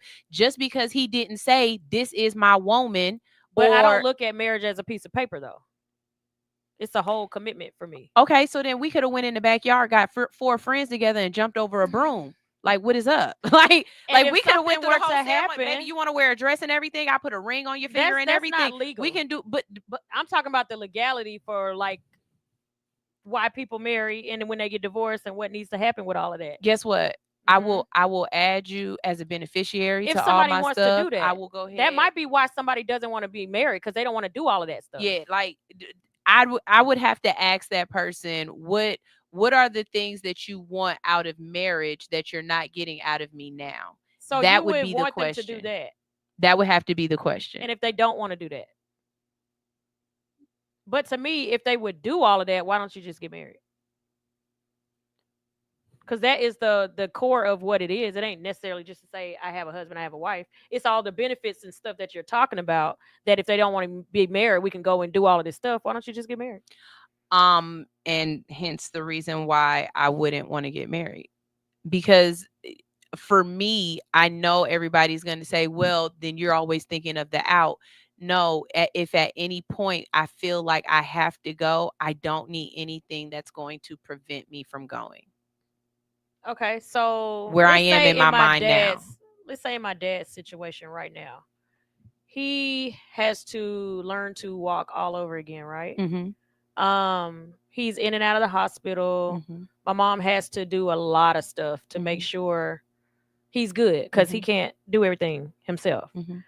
If she wasn't his wife, they wouldn't be talking to her. How would you navigate that? Because now that goes to blood. That goes to family because they don't consider you family. Right. But we can get a power of attorney. What if he doesn't want to do all of that? And which is why he doesn't want to be married. Okay. Well, what is the difference? It's a big difference. No, it's not. It's still paperwork. While I'm married. And he doesn't want paperwork. That's why he doesn't want to be married. Okay. So then at that point, we have to deal with what that means. They need to talk to you, make sure they write it all down, get everything or whatever, and then you relay the information to me. If you don't want to deal with the things that are going to make it easier, then you deal with the things that you that are going to make it difficult, and you just have to deal with those so that but that doesn't stop me from saying, okay, well, I'll be right here outside of the door once it's over with, and you tell me everything that's going on. Or while you're in there, you say to them, no, wait, I want her in here to listen. They're like, okay, well, she's not your wife. We can't. Yes, you can, because I'm telling you, you can tell her. There are things that you can do. You know what I mean? To go through that. Now, if we know that you're getting sick or whatever, and it's going to be a situation of you're in and out of the hospital and you're not going to be able to be awake or be able to make those decisions. Now we have to say, okay, is it important enough to you to do this paperwork? Right? And then we make those choices. But that paperwork is specific to that issue. Marriage and the paperwork that comes with marriage and getting in and out of that marriage, there's so much other things that have nothing to do with just paperwork as well. You know what I mean? Yeah. And that's you can get that from a situation. Right. And so going forward, I don't think that where my heart is right now, that I am capable to give another person that much responsibility from me. Gotcha. In the most respectful way of saying that. I just, it would take a very I think it would take a very special type of person to get me to say I would want to get in your boat. At this point, I will swim next to you. And I think that is the mindset of most women that are divorced. That is literally like the mindset of most women, because one, they've done it before. They know the fight they put in to stay within it because they're married versus just a situationship, and you could just go on about your life. You go that way, and deuces, we good. And sometimes the fight to get out of it. So you go through what you got while you're in it when it's good. Then you go through the fight of trying to stay good versus it being bad. And then when it goes horrible, trying to get out of it. So that makes a whole lot of sense that goes along with it. The guilt and the feeling of failure. If you're just in a relationship with somebody and then y'all break up, you don't feel guilty. You don't feel this societal guilt that's sitting on you like, oh my gosh, my peers are going to see me as a divorcee. Can you imagine me though? 2-time divorce. You see what I'm saying? So when people were like, if he was so bad, why would you stay? because I didn't want to deal with that. Like now it's gonna look like I'm the problem because now I gotta leave another person. But She not has only to be that, the problem. look at all of the other stuff that has nothing to do with the marriage, that because you were married, you are having to deal with it. And I'm saying that just because I love you and I want to be with you doesn't mean that I want to deal with you with shit that don't have nothing to do with you. Yep. And when you become married to a person, unfortunately, it does. And I'm saying, okay, if I got to deal with you with this, and this, then let it just be A, B, C, and D. But I don't want to deal with the whole alphabet with you. I don't think I can't do it with another person. Yeah. I go back and forth on it. And I think I go back and forth on it simply because, one, I think that's all I know because I've always been a wife. And so I think that when I'm with somebody for a long time, I think that's the final goal. Baby, I could be your wife. Huh? I can be your No, wife. I mean like legally. Like your last name is now my last name. You can call me whatever you want to call me. But then the flip side of that is, do you really want to be a wife? And are you still with the mentality because that's just what you grew up thinking? That's how relationships are. You go from kicking it to relationship to marriage. Does it always have to end in marriage for you? So I'm going back and forth with it all the time. And I don't know if it's coming from a 2-time divorce mindset or the realization that marriage just may not be for you. So I'm figuring out a lot of stuff where what I want versus what I don't want. This always plays in my mind. Again, I'll never say names. This was a couple of years ago where my homegirl was dating this guy. They were together for years, trips, everything, hung out all the time, cutest couple. He didn't get along with his family. So they didn't have a relation. He didn't have a relationship with his family, which would mean she didn't really have a relationship with the family. The mom still loved the baby mama. And I call her baby mama because she was so problematic. I just don't even want to respect her enough to call her the mother of his kids. He passed away. He got in a motorcycle accident, died on the scene. And they're not married. They live together almost 10 years. You can see on social media, they're together all the time, trips. Every month they're somewhere. You can see they doing challenges with each other, all this stuff. So they planned the funeral. She has nothing to do with it. Me and 2 of our other friends go in support of her. It's in South Georgia, of where they decide to bury him, which is not where he would have wanted to be. But she had no say. So she went with the plans. Cool. We get to the house, and he had 3 kids, 2 baby mamas. The mom allowed them to ride in the car, and we just assumed it was because it wasn't enough room in the limo. You got the grandparents, the parents, you got the kids, the mothers of the kids, and no more seats. Cool. She didn't care. She didn't even care about riding in the limo. What she was surprised about was when she got to the funeral, they had the family on the first 2 rows. They didn't include her as a family. They didn't include her in the obituary as his over a decade girlfriend. She was nowhere. She was almost like a friend of the family. And do you know who I blame? Who? Him. Why? Because he didn't put his preparations together. Most people don't think to do that, though. But that doesn't mean, okay, but guess what? Like, you are in a relationship and you're like, we're just kicking it. I don't want to be in a relationship. But y'all not just kicking it. After if you don't want to be in you're like, this is my girlfriend. I love her to death, but I don't want to get married. Did she, okay, maybe I'm not understanding correctly. Did she have a kid with him? They have no kids. Oh, okay. Well, then where is the family wrong, KELZ? He didn't have a relationship with the family. The family got everything because she's nobody to them. She doesn't exist. She's not married to him. Where's the family wrong?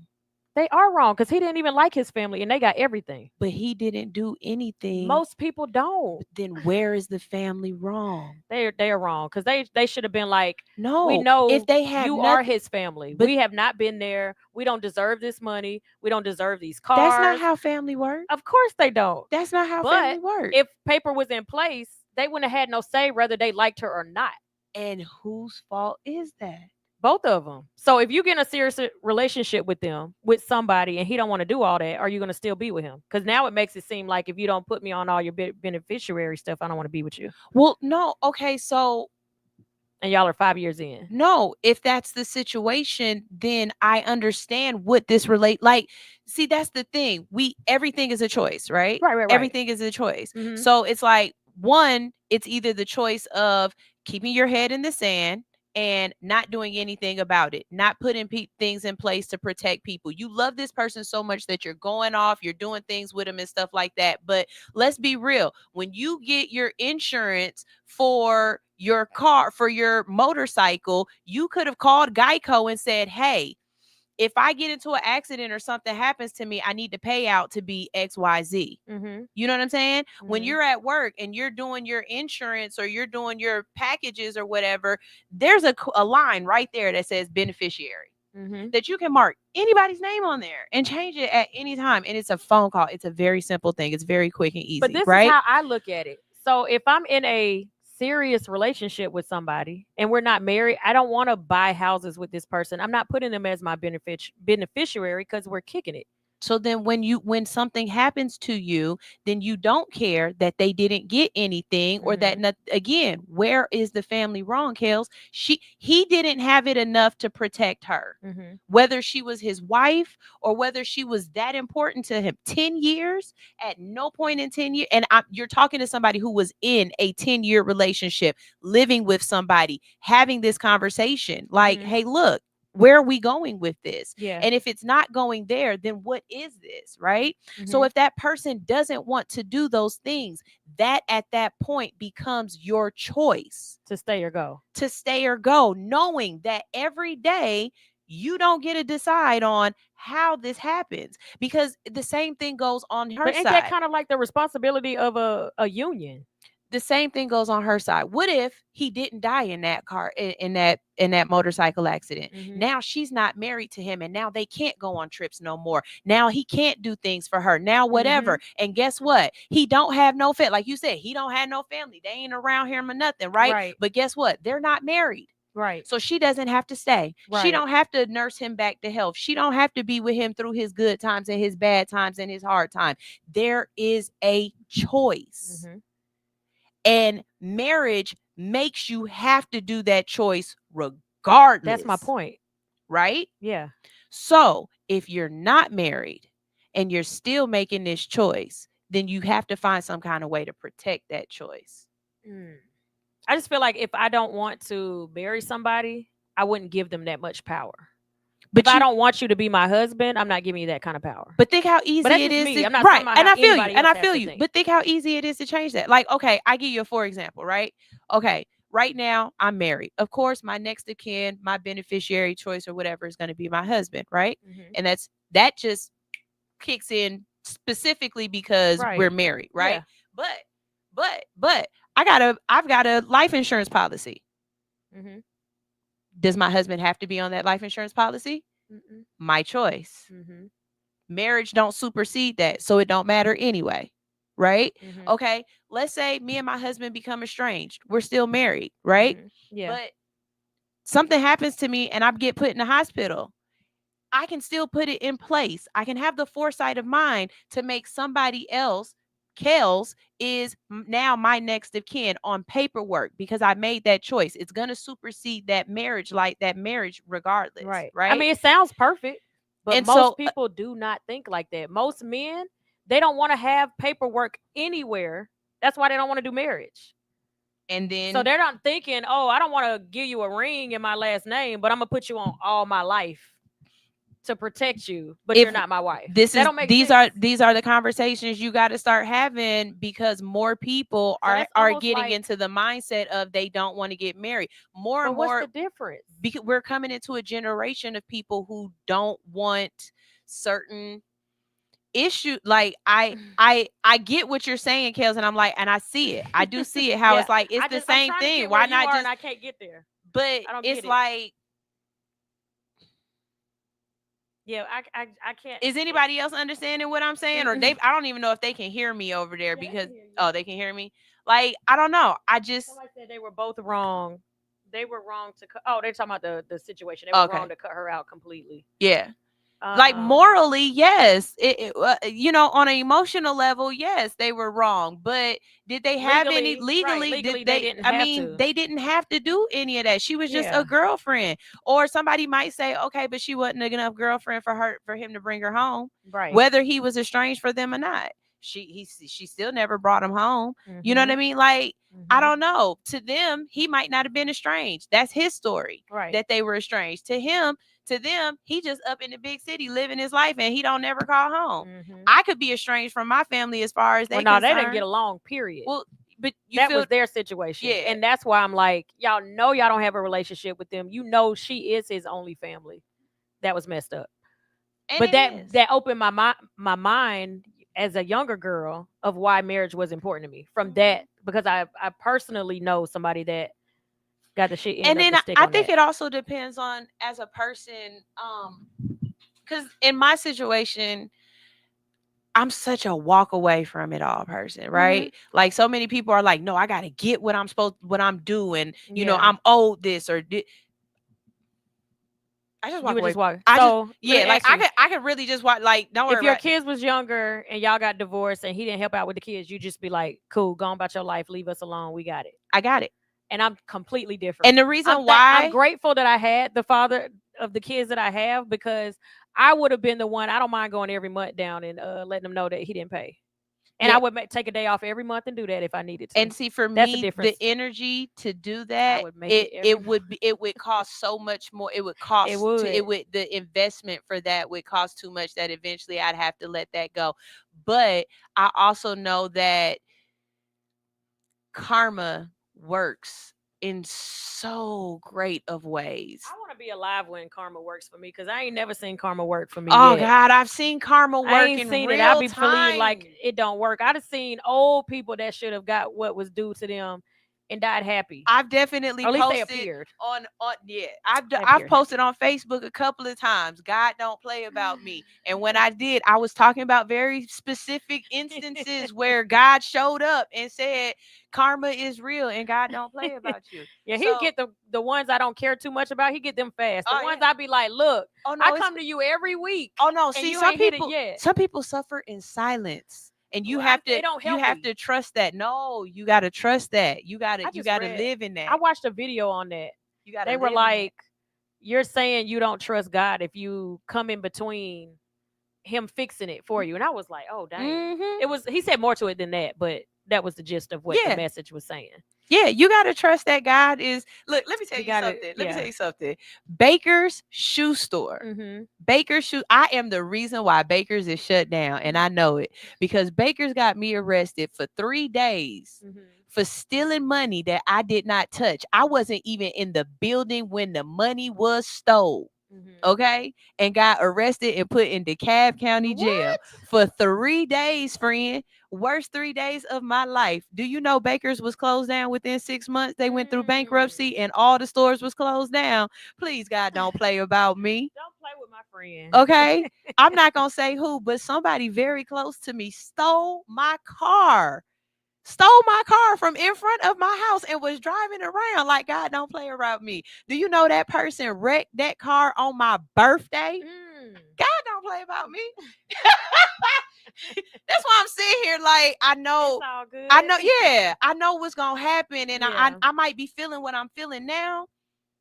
But you good. But I'm good. I'm the same. I'm always good. So it's like I've been blessed. Yeah. And I think because my triggers, he put the people in place that it doesn't trigger my triggers. So I don't ever have to deal with all that. So I have like good people around me. Even when we fall out, it's not a horrible type of fallout.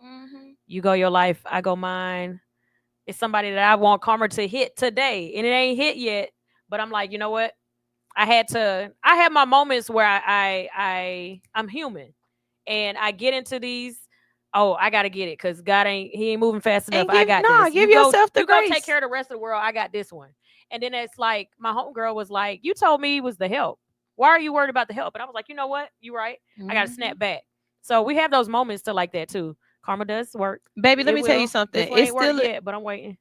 I still got a person on my list that the car will jump the curb if I see this girl walking. I did it right there. I was gonna call her a B, and I said girl. Good kudos, sunshine. Good. If I see this girl walking down the street, I promise you my car will jump the curb. Okay. Like, ain't nothing that's gonna stop me from getting them 2 points and knocking the Mario coins out of the back of that girl face. Okay. But I live in the beauty of she probably going through it every day, and I don't even get to know about it. And she just praying to God, will you just change this? And God is like, no, I'm working on somebody else's blessing. You're like, I'm working on somebody else's blessing right now. You sit in that. This is you stew in that. Okay? I promise you, baby, you got to live in it. I promise you, you got to live in it. Exactly. Live in it. All right, so that is the show for today. We talked about the other parent. We talked about what you need to do if you don't want to be the other parent and you don't want to be a spouse. Paperwork you still have to put in play to be protected if you are not looking to be married, to have to deal with ongoing situations with children. So the questions we had: how much involvement are you allowing your new spouse with your children? And how much involvement would you expect as a new spouse? So that was a conversation for today. We were tuned in on Hits 92.3's YouTube channel. You can always go back. It is on there right now. As soon as you click off of this live, if you were listening on the website, you can always go on YouTube and watch the entire show. Leave a comment. We do go back and read them afterwards. We have different clips that we post from the show. And tonight, so 6 o'clock, we have Faith 3T show with Nana Lane. She is our only gospel show. We can call her Nana Lane. You need to call her Minister Elaine Sneeze. Okay. Right. Respect. And I told her I tell y'all that too, and she laughed at it. But I'm for real. We call her Nana Lane. No. She is not Nana Lane to y'all. Okay, get it together. And then tonight we are over at Harold's Bar and Grill. Y'all, they have $15 hookahs. They have $7 lamb chops and $5 margaritas. So y'all need to make sure y'all come out there and make sure you go onto the Hits page or my page or YouTube, and you can see the address is 3755 Carmia Drive, Atlanta, Georgia. So it's literally, right next to Massage Envy and right in the LA Fitness parking lot. Where on Camp Creek. I'm sorry. I have refused. I took a picture of it the other day because I was like, she is right. And I meant to send you that picture. DSW is still alive and well, y'all. So if y'all didn't know, they have so many variety of shoes. Y'all are sleeping on DSW. I didn't even know it was still alive. I keep saying alive instead of open because I'm just so surprised. So they're still alive on Camp Creek. And Harold's Bar and Grill is in that plaza. We're there every Monday night from 7 to 9 p.m. And these are actually the questions for tonight. So again, how much involvement are you allowing your new spouse with your children? And how much involvement would you expect as a new spouse? Those are the conversations. So if you wanted to tune in, but you would I didn't feel like typing all that out and I didn't want to call in, but I would love to come and watch you all talk about it live, then you need to come out tonight to Harold's Bar and Grill on Camp Creek Marketplace. Again, it's in the LA Fitness parking lot with DSW shoes. Right next to Massage Envy. So it's right on the corner. It's like adjacent across the street from the movie theater. And Publix. It's in it is in a Publix parking lot. So yeah, you got different things to let you know where it is. It's a small building, so you can't miss it. It literally is in that plaza with all of these great businesses. And we are there 7 to 9 p.m. each and every Monday night. What am I doing tomorrow? I think I'm going to sleep in. I think I'm going to go get a pedicure. I think I want to go for a walk because I'm chilling I'm going tomorrow. to go see Great Britain tomorrow and get my nails done. Yes. Shout out to I love her. Yes. I have the biggest crush on her. Do you? Yes, I love, every time I see her, she makes me smile so much. I love her. She is the best nail tech in Douglasville. And then her sister does locks, right? Mm-hmm. She does starter? Hair. She does hair all together. Yeah. So Brooklyn does hair. Britt does nails. And do you know the name of their salon? So sassy. So I don't know if I ever knew. I just know it'd be Britt. Salon SOS. Salon SOS in Douglasville. So if you want your hair or your nails done, make sure you go out there. Let them know that Sunshine or KELZ sent you. It's right across the street from the Kroger. There you go. Kroger on Fairburn Road. Because there's a couple. So it's across the street from the Kroger on Fairburn Road. I think that's about it. Am I forgetting anybody? I want to give a special shout out to our girl Winter. She's going to be in here next month for one day. And then in June, what I love about her is she started with us when she was so young. Winter was like 13 years 12. old, and she only left not because she got grown and had a baby or wanted to go out and like do stuff with her friends, because now she's in high school. The only reason she doesn't have an ongoing show right now is because she went to college out of state. So she'll be here one Monday in May and one Monday in June. So whenever she is home for the summer, she always has a place and a home with Hits 92.3 with Winter's World. What she say? Winter's World Radio. So yeah, I just wanted to give a special shout out. I don't even know why because it's Monday. Oh. What made me just think of Winter? I know what I Maybe want to that's say what- about her though. What you wanna Whoever say? stole Winter's clothes out of the laundromat. Oh, we need to fight. I didn't even know about Hey, this. girl, somebody stole Winter's clothes out of the No. laundry. They Uh-uh, stole. mama. Yeah, hey. She didn't tell me. I hope you fail. I hope you fail this. I hope you Look fail. at you. Let God handle that No, karma. I am. I am. I hope when you pledge, they beat you.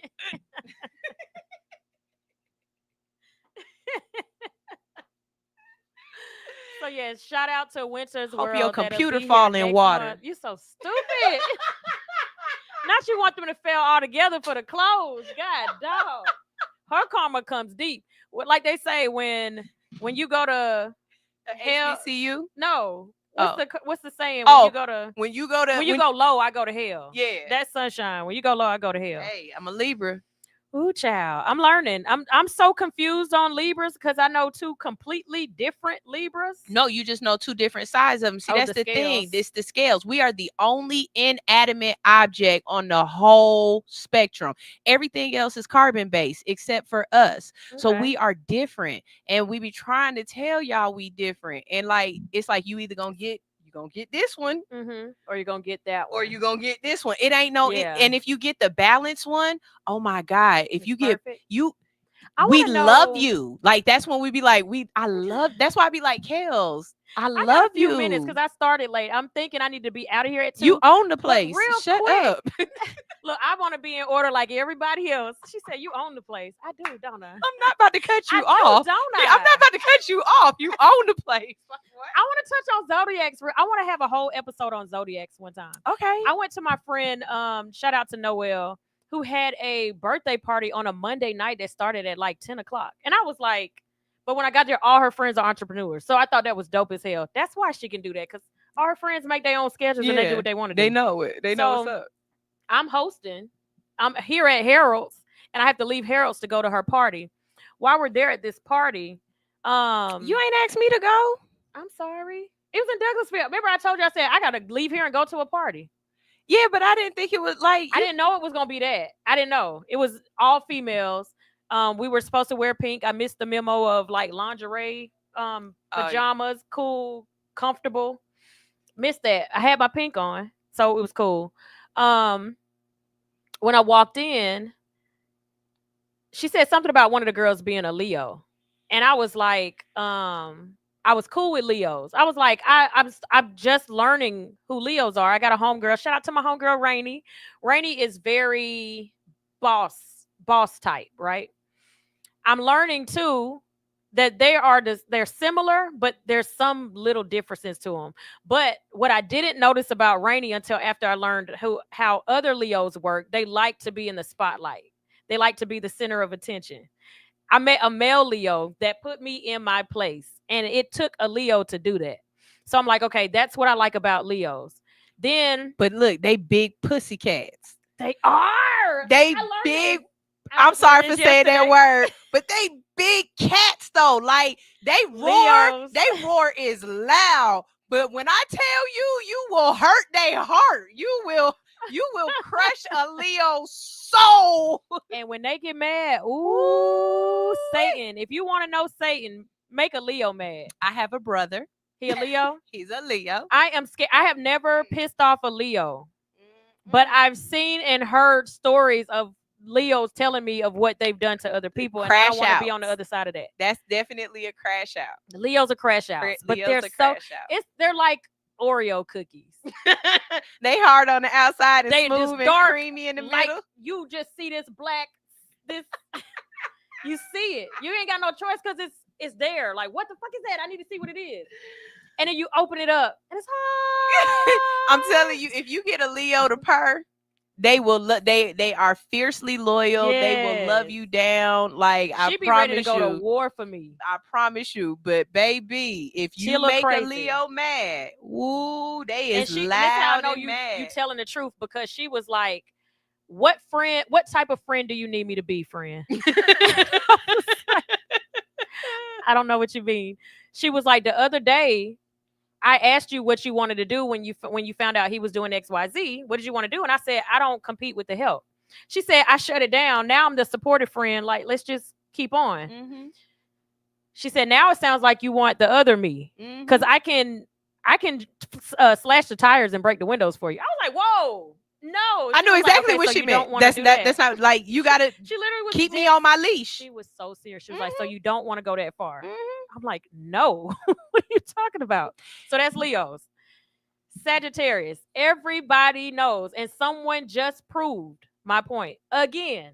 Sagittarius will ruin your life. I do not, and this is not for everybody. Some people, no, I'll take that back. I'm learning there's out of 12 zodiac signs, there's like 9 zodiac signs that don't want to date Sagittarius. I don't know what is wrong with y'all. And I have a love, and I say this with love, I have a love-hate for Sagittarius people in general, men and women. Oh shit. I have literally decided I would not date this guy simply because he was a Sagittarius, right? The last one was a Sagittarius. This man, because I didn't like how he approached me, I just talked about him the other day.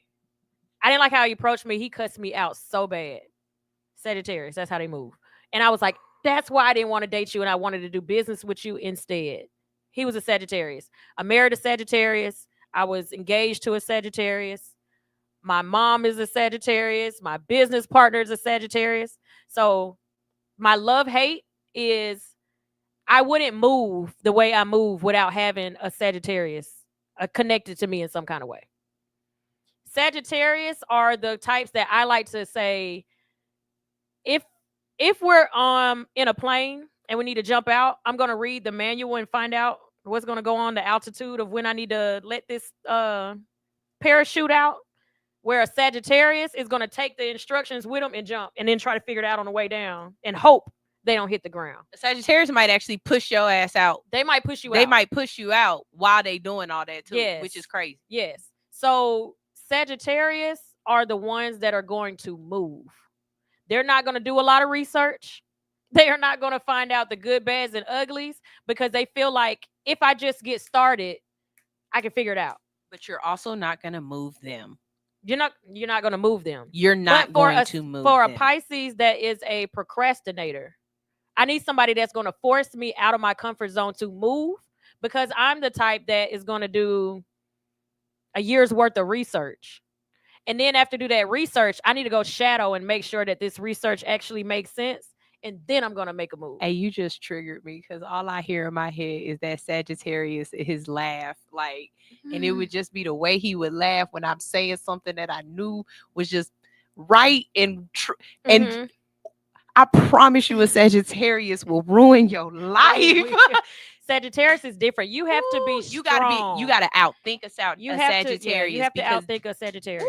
I think Sagittarius do well with Sagittarius. I don't think a Sagittarius and a Leo work well, because they are both headstrong and they both like the spotlight and they both like to be right. Pisces works good with a Sagittarius to a degree. You like with a Pisces, we're sensitive to words. You got to watch how you talk to us. And the Sagittarius don't care. They have no. I had to teach that man how to talk to me. I had to teach him how to talk to me. So somebody asked about Virgos. Be so triggering? I love Virgos. My ex-husband is a Virgo. My son is a Virgo, and I have a couple of friends that are Virgos. Virgos are, I call them the OCD, blunt, chill folks. They're going to tell you like it is.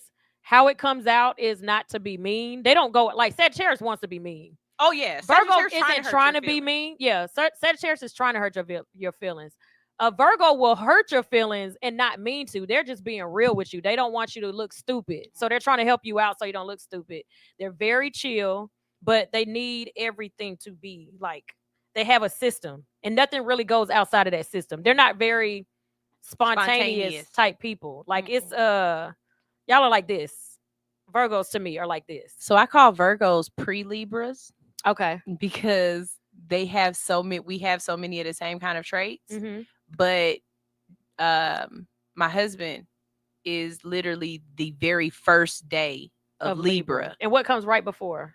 Virgo. Oh, That's why I so call he's on the them cusp of it. pre-Libras. Okay. So everything you just described is basically his personality traits. Okay. Whereas I am the last within the last 3 days of Libra. Mhm. So I'm very much more like a Scorpio. I got a lot of Gotcha. Scorpio traits. Chuck said, "I'm spontaneous." When's your birthday? That might tell. You might be close to the beginning or end of it. My ex-husband is the very last day of August. So I don't know if that starts Virgo. His birthday is August 31st. He's starting Virgo. Okay, so he starts Virgo. So what's before Virgo? Leo. Makes sense. Tori. Okay. Makes sense. Yeah. Tori's very chill, but because he's so unproblematic and so chill, when he says go, you just feel like you have to go because outside of that, he don't say nothing. So when if he says, it is. And he ain't changing it. That's the Leo part of him. He's close to a Leo. Okay, that makes sense. My son is September 14th. He's very chill. He's just always chill. He's like, I could see him living in California He's a as quintessential skateboarder. Virgo. He's a Virgo. He's so chill, like, Zoe's an Aries. She's an Aries. I don't know very many Aries. Oh, that's the Ram. Oh, okay. They are very much so headstrong. Okay. She gonna butt with you. Uh-huh. Yeah, I don't Zoe really know any has Aries. to have the last word. Oh gosh. She has. That's why Pisces work with any sign, because I would let her have the last word. I don't care enough to have the last word. I would let her have it. It just depends. Again, when you gonna catch this scale? Okay. Because if this scale is at a real balance moment, you having the last word might be like, you so much like my kid, leave me alone. When that scale tipped a little bit and you try to have the last word, it becomes, if you don't get the hell out my face and stop having to say the last thing. Yeah. You know what I'm saying? And then as she's walking out, she might say something like, okay, bye. Wait a minute, Like, that's still trying to have the last word. You had to say the last word. So I'm learning a little bit of Libras with you and Alex. Y'all say y'all are alike. I think the only thing that makes y'all so alike is the fact that y'all are so outgoing, so just bam, it's me. Like you're so different, because she's so different in her realm, but y'all aren't the same type of different in y'all each other's realm. Like she has this sexual aura, and she don't care about what she says, and she might say the most outlandish things, where you also say most outlandish things, but it will never be anything sexual. So, okay, this is the thing with me and Alex that we have absolutely understood, right? The reason why we say we're the same person is because Alex is saying it out loud. I'm thinking it. Okay. So Are you thinking it because you're married, or that's just you're not so that type of? I think a lot of it has been reserved because I'm married. And so you're not going to get as much of it as possible, right? But think of me and Alex as like the song and the ad lib. Okay. You know what I'm saying? Gotcha. You see what I'm saying? Yeah. So at any point though, we can change positions just because we see what the other person is doing. We'll never give you both of us on 10 at, because you're not going to be able to take it. That Gotcha. We don't want, look, yin and yang. Yeah, you're like yin and yang. Right. Like in the essence of it, the way Alex was, I can hear her saying it. We don't want you to come. We just want you to get really excited. So we'll never both be on at the same. That's too much. You're not going to be able to take this. But I definitely will throw a little chorus in there, or I can be an ad lib. You know what I mean? Gotcha. Like thing one and thing two. We can't both be bad at the same time. But we can terrorize the fuck out of it. I mean, terrorize the heck out of you. Gotcha. So that's the thing with me and Alex.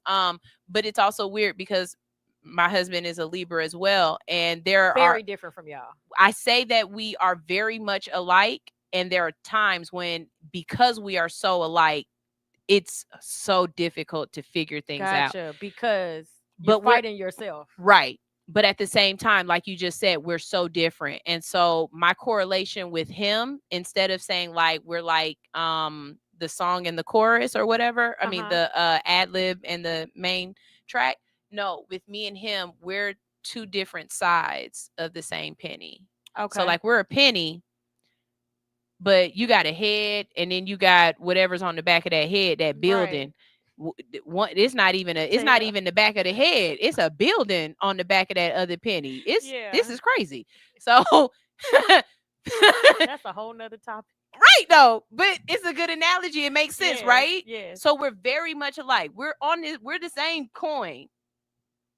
But on a penny, you got a face on one side and you definitely got a building on the other. And y'all are both the same. Whichever side it's on, y'all are the same. Okay. So that makes sense. It's crazy. That's crazy. I'm trying to think if I was what I did. I dated a Pisces. So I'm a Pisces. I've dated a Pisces. It had a lot of great moments, but we're so emotional that when we're both emotional at the same time, it might be a Romeo Juliet suicide. Really? Because if you're both down at the same time, who's going to pick the other person up?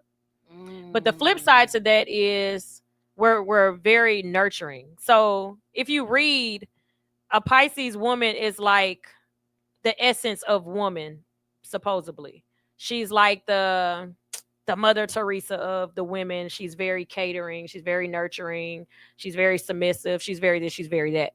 So me being a woman, if I dated a Pisces and we're both in an emotional, I know how to push mine under the rug to make sure that he's good. But that will also mean that I'll never get out of my emotions because I don't have anybody to take me out of it if he's always in it. And we didn't work because of that. It was like every time I got around him, I remembered everything bad about me or everything bad about my life. Because if you're sad and I see you crying, I'm going to start crying. I'm going to start channeling your pain. When I grew up, I talk about fighting a lot when I was younger. And it was never because I got in trouble with people. It's if you came to me and you said this person hurt you, I can't sleep at night. Because now I got to figure out what I'm going to do to this person tomorrow. And I got to go fight your battle, even if you said don't do it. I don't know how to. I've learned now because I'm older. But I didn't know how to, as a kid, to separate someone just venting their issue versus me being their solution. I'm always in a fix it. And I've learned while doing this show that I typically like to date men that need fixing. They need fixing. Even though I'm trying to fix myself, while I'm fixing myself, I'm like, oh, well, I just learned this about me and he's going through this. I can help him.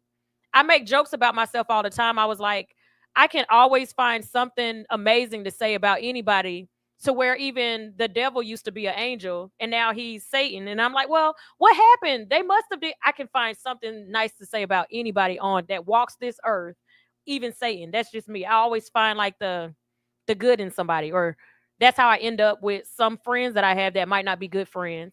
I might marry somebody that might not be a good person because I think I can fix everything. I hold on to, I say I'm a hoarder of things. I'm a hoarder of people. I'm a hoarder of places. I'm a hoarder of, I don't let things go. Like I could work a job and I hate going there every week. And I'd be like, just quit. You can go get another gig. Just quit. And I'd be like, no. I made this commitment. I got to blah, blah, blah. I got to see it through. But I'm going to complain about it every single time. And I don't have to be there. I could be doing something and I don't have to do it, but I'm going to stick with it because I feel like I have to. So that's the good and bad about Pisces. And I think we are good in relationships with people until we're not. So that's the flip side of Pisces. When we're in. But when we decide we don't want to be in no more, good luck. So the only Pisces that I really have to base, my judgment off of is my grandmother. And I never saw her in a relationship. My grandpa died when I was like 3 and she never remarried. Like I never even saw her talk to another man. Really? Right. We are like always in love. So if I go on a date, and I make jokes about this all the time. If I go on a date today and I'm like, oh, what do you do for a living? And he's like, I'm a elementary school teacher. I love teaching kids. And then on the weekends, I'm a coach for a basketball team. You out here buying rulers. In my mind, oh, he's going to be an amazing father when we have kids because he works with kids every day. And on the weekends, we're going to do this. So I know he's a family man and he ain't in the clubs because he didn't mention nothing about going out, smoking, drinking, having a good time. This is my husband. You want to know? This man only said this is what I do for a living because you asked me a question. And you want to know why that's so funny right now? I just met a teacher, right? And he said, yeah, so I'm into the poly life. I be hosting at trapeze. I was like, for real. I was like, what age group you teach? He was like 2nd grade and 5th grade. God, what the y'all teachers is some degenerates when y'all go home. Look, Pijo says, so to sum it up, Pisces are loco. Yes. So I'm an honest Pisces, right? There are some bad things about Pisces. They say we are very promiscuous, and I won't disagree, right? They say Pisces are cheaters. I won't disagree. You have to be a person that grows, and sometimes, like when they say zodiacs don't fit me exactly, years ago you could fit me into a Pisces all the way. Sometimes you can, I'm still like 90% Pisces, but there's certain things about me, like as you grow, certain things that they say on this chart is not going to fit because you're just a human being and you move different ways for different things. But that is the negative side of what they say a Pisces is. I always say I'm a walking contradiction because I might feel one way today where I might not feel that way tomorrow. And that could be considered, somebody that I deal with could think I'm crazy because I want certain things to be certain ways. And if I don't get my way, I'm out. That's that I'm a fish. There's 2 fish and they go in opposite directions. Think about what a fish does. Swim the hell away. Or they connect together. So Pisces is very unpredictable with emotions. We are 1000% can be described by emotion.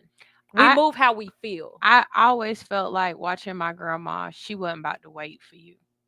Like if she asked you to do something and you didn't do it within the time frame she thought, somebody else was already doing it. Somebody called me very impatient. Like she wasn't playing with you. I needed this done. You didn't do it. Okay. So you come over 2 days later and you like, who did it? And she's like, I got William to come over and get it done. Like I say, I have a dad, I have a godfather, and I have a ex-husband who still.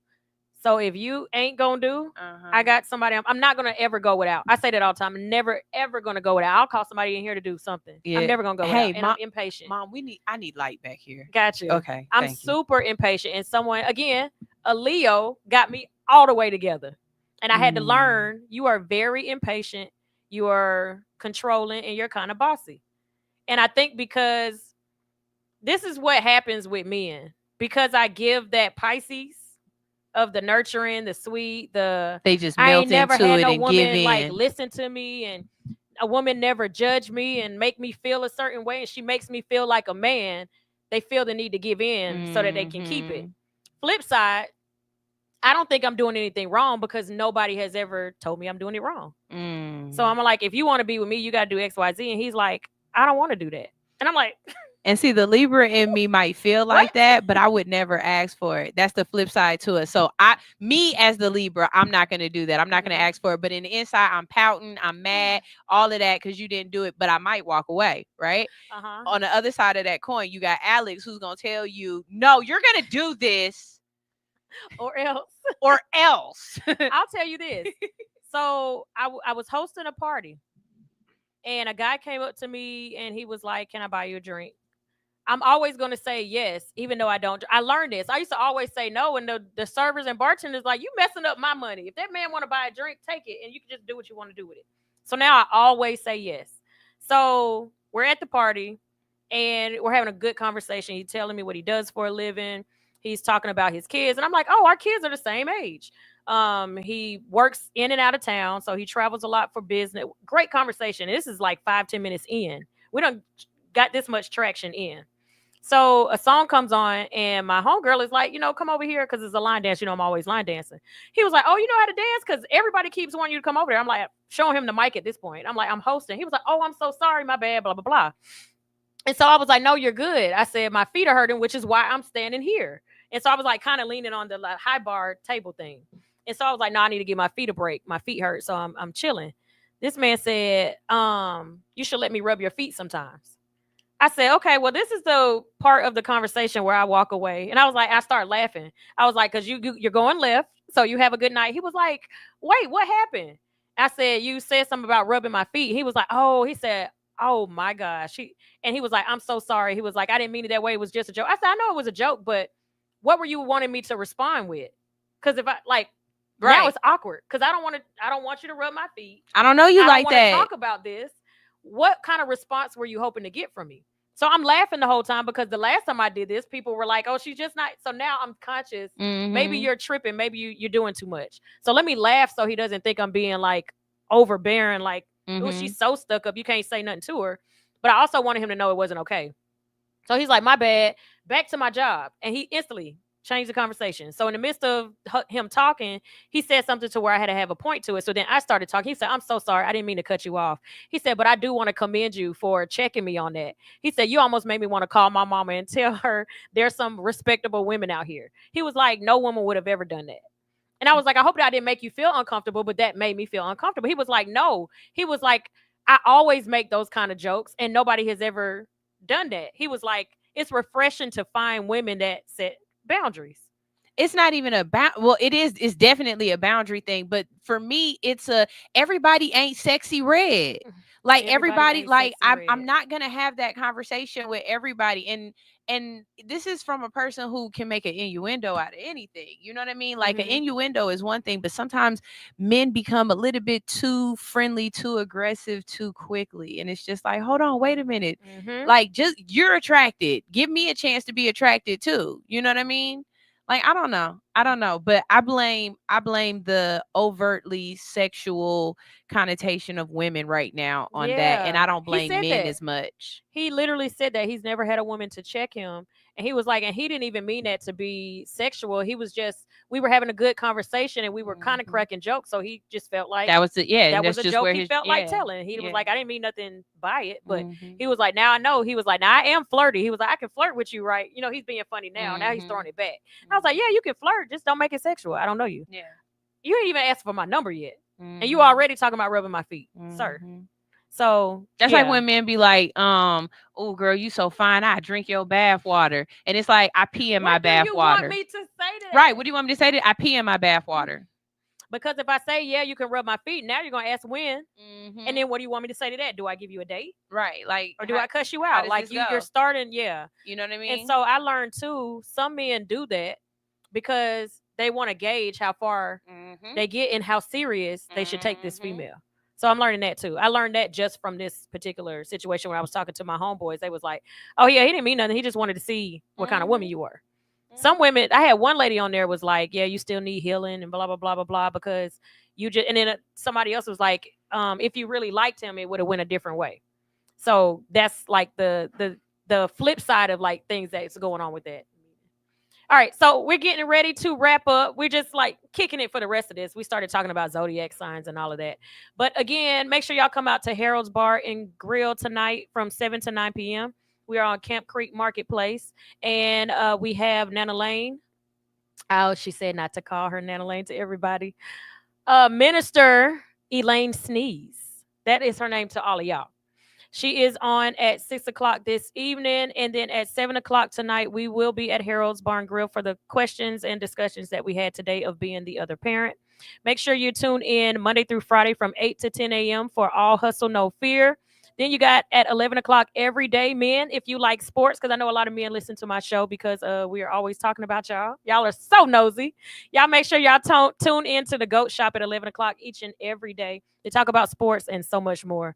Of course, you got my show every day from 12 to 2 p.m. Make sure y'all follow Hits 92.3 to see all of our other shows that we have. And yeah, we'll see you tonight at Harold's Bar and Grill. Y'all have a good night. Peace.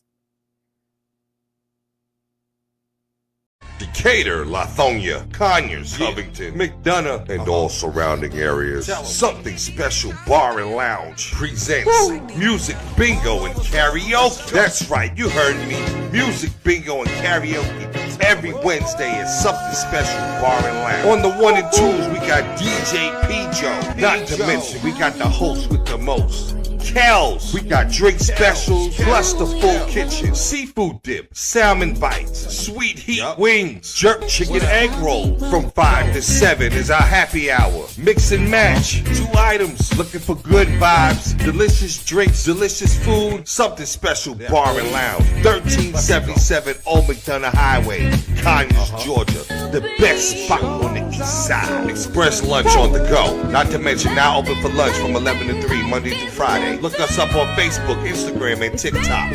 Something special. Bar and lounge.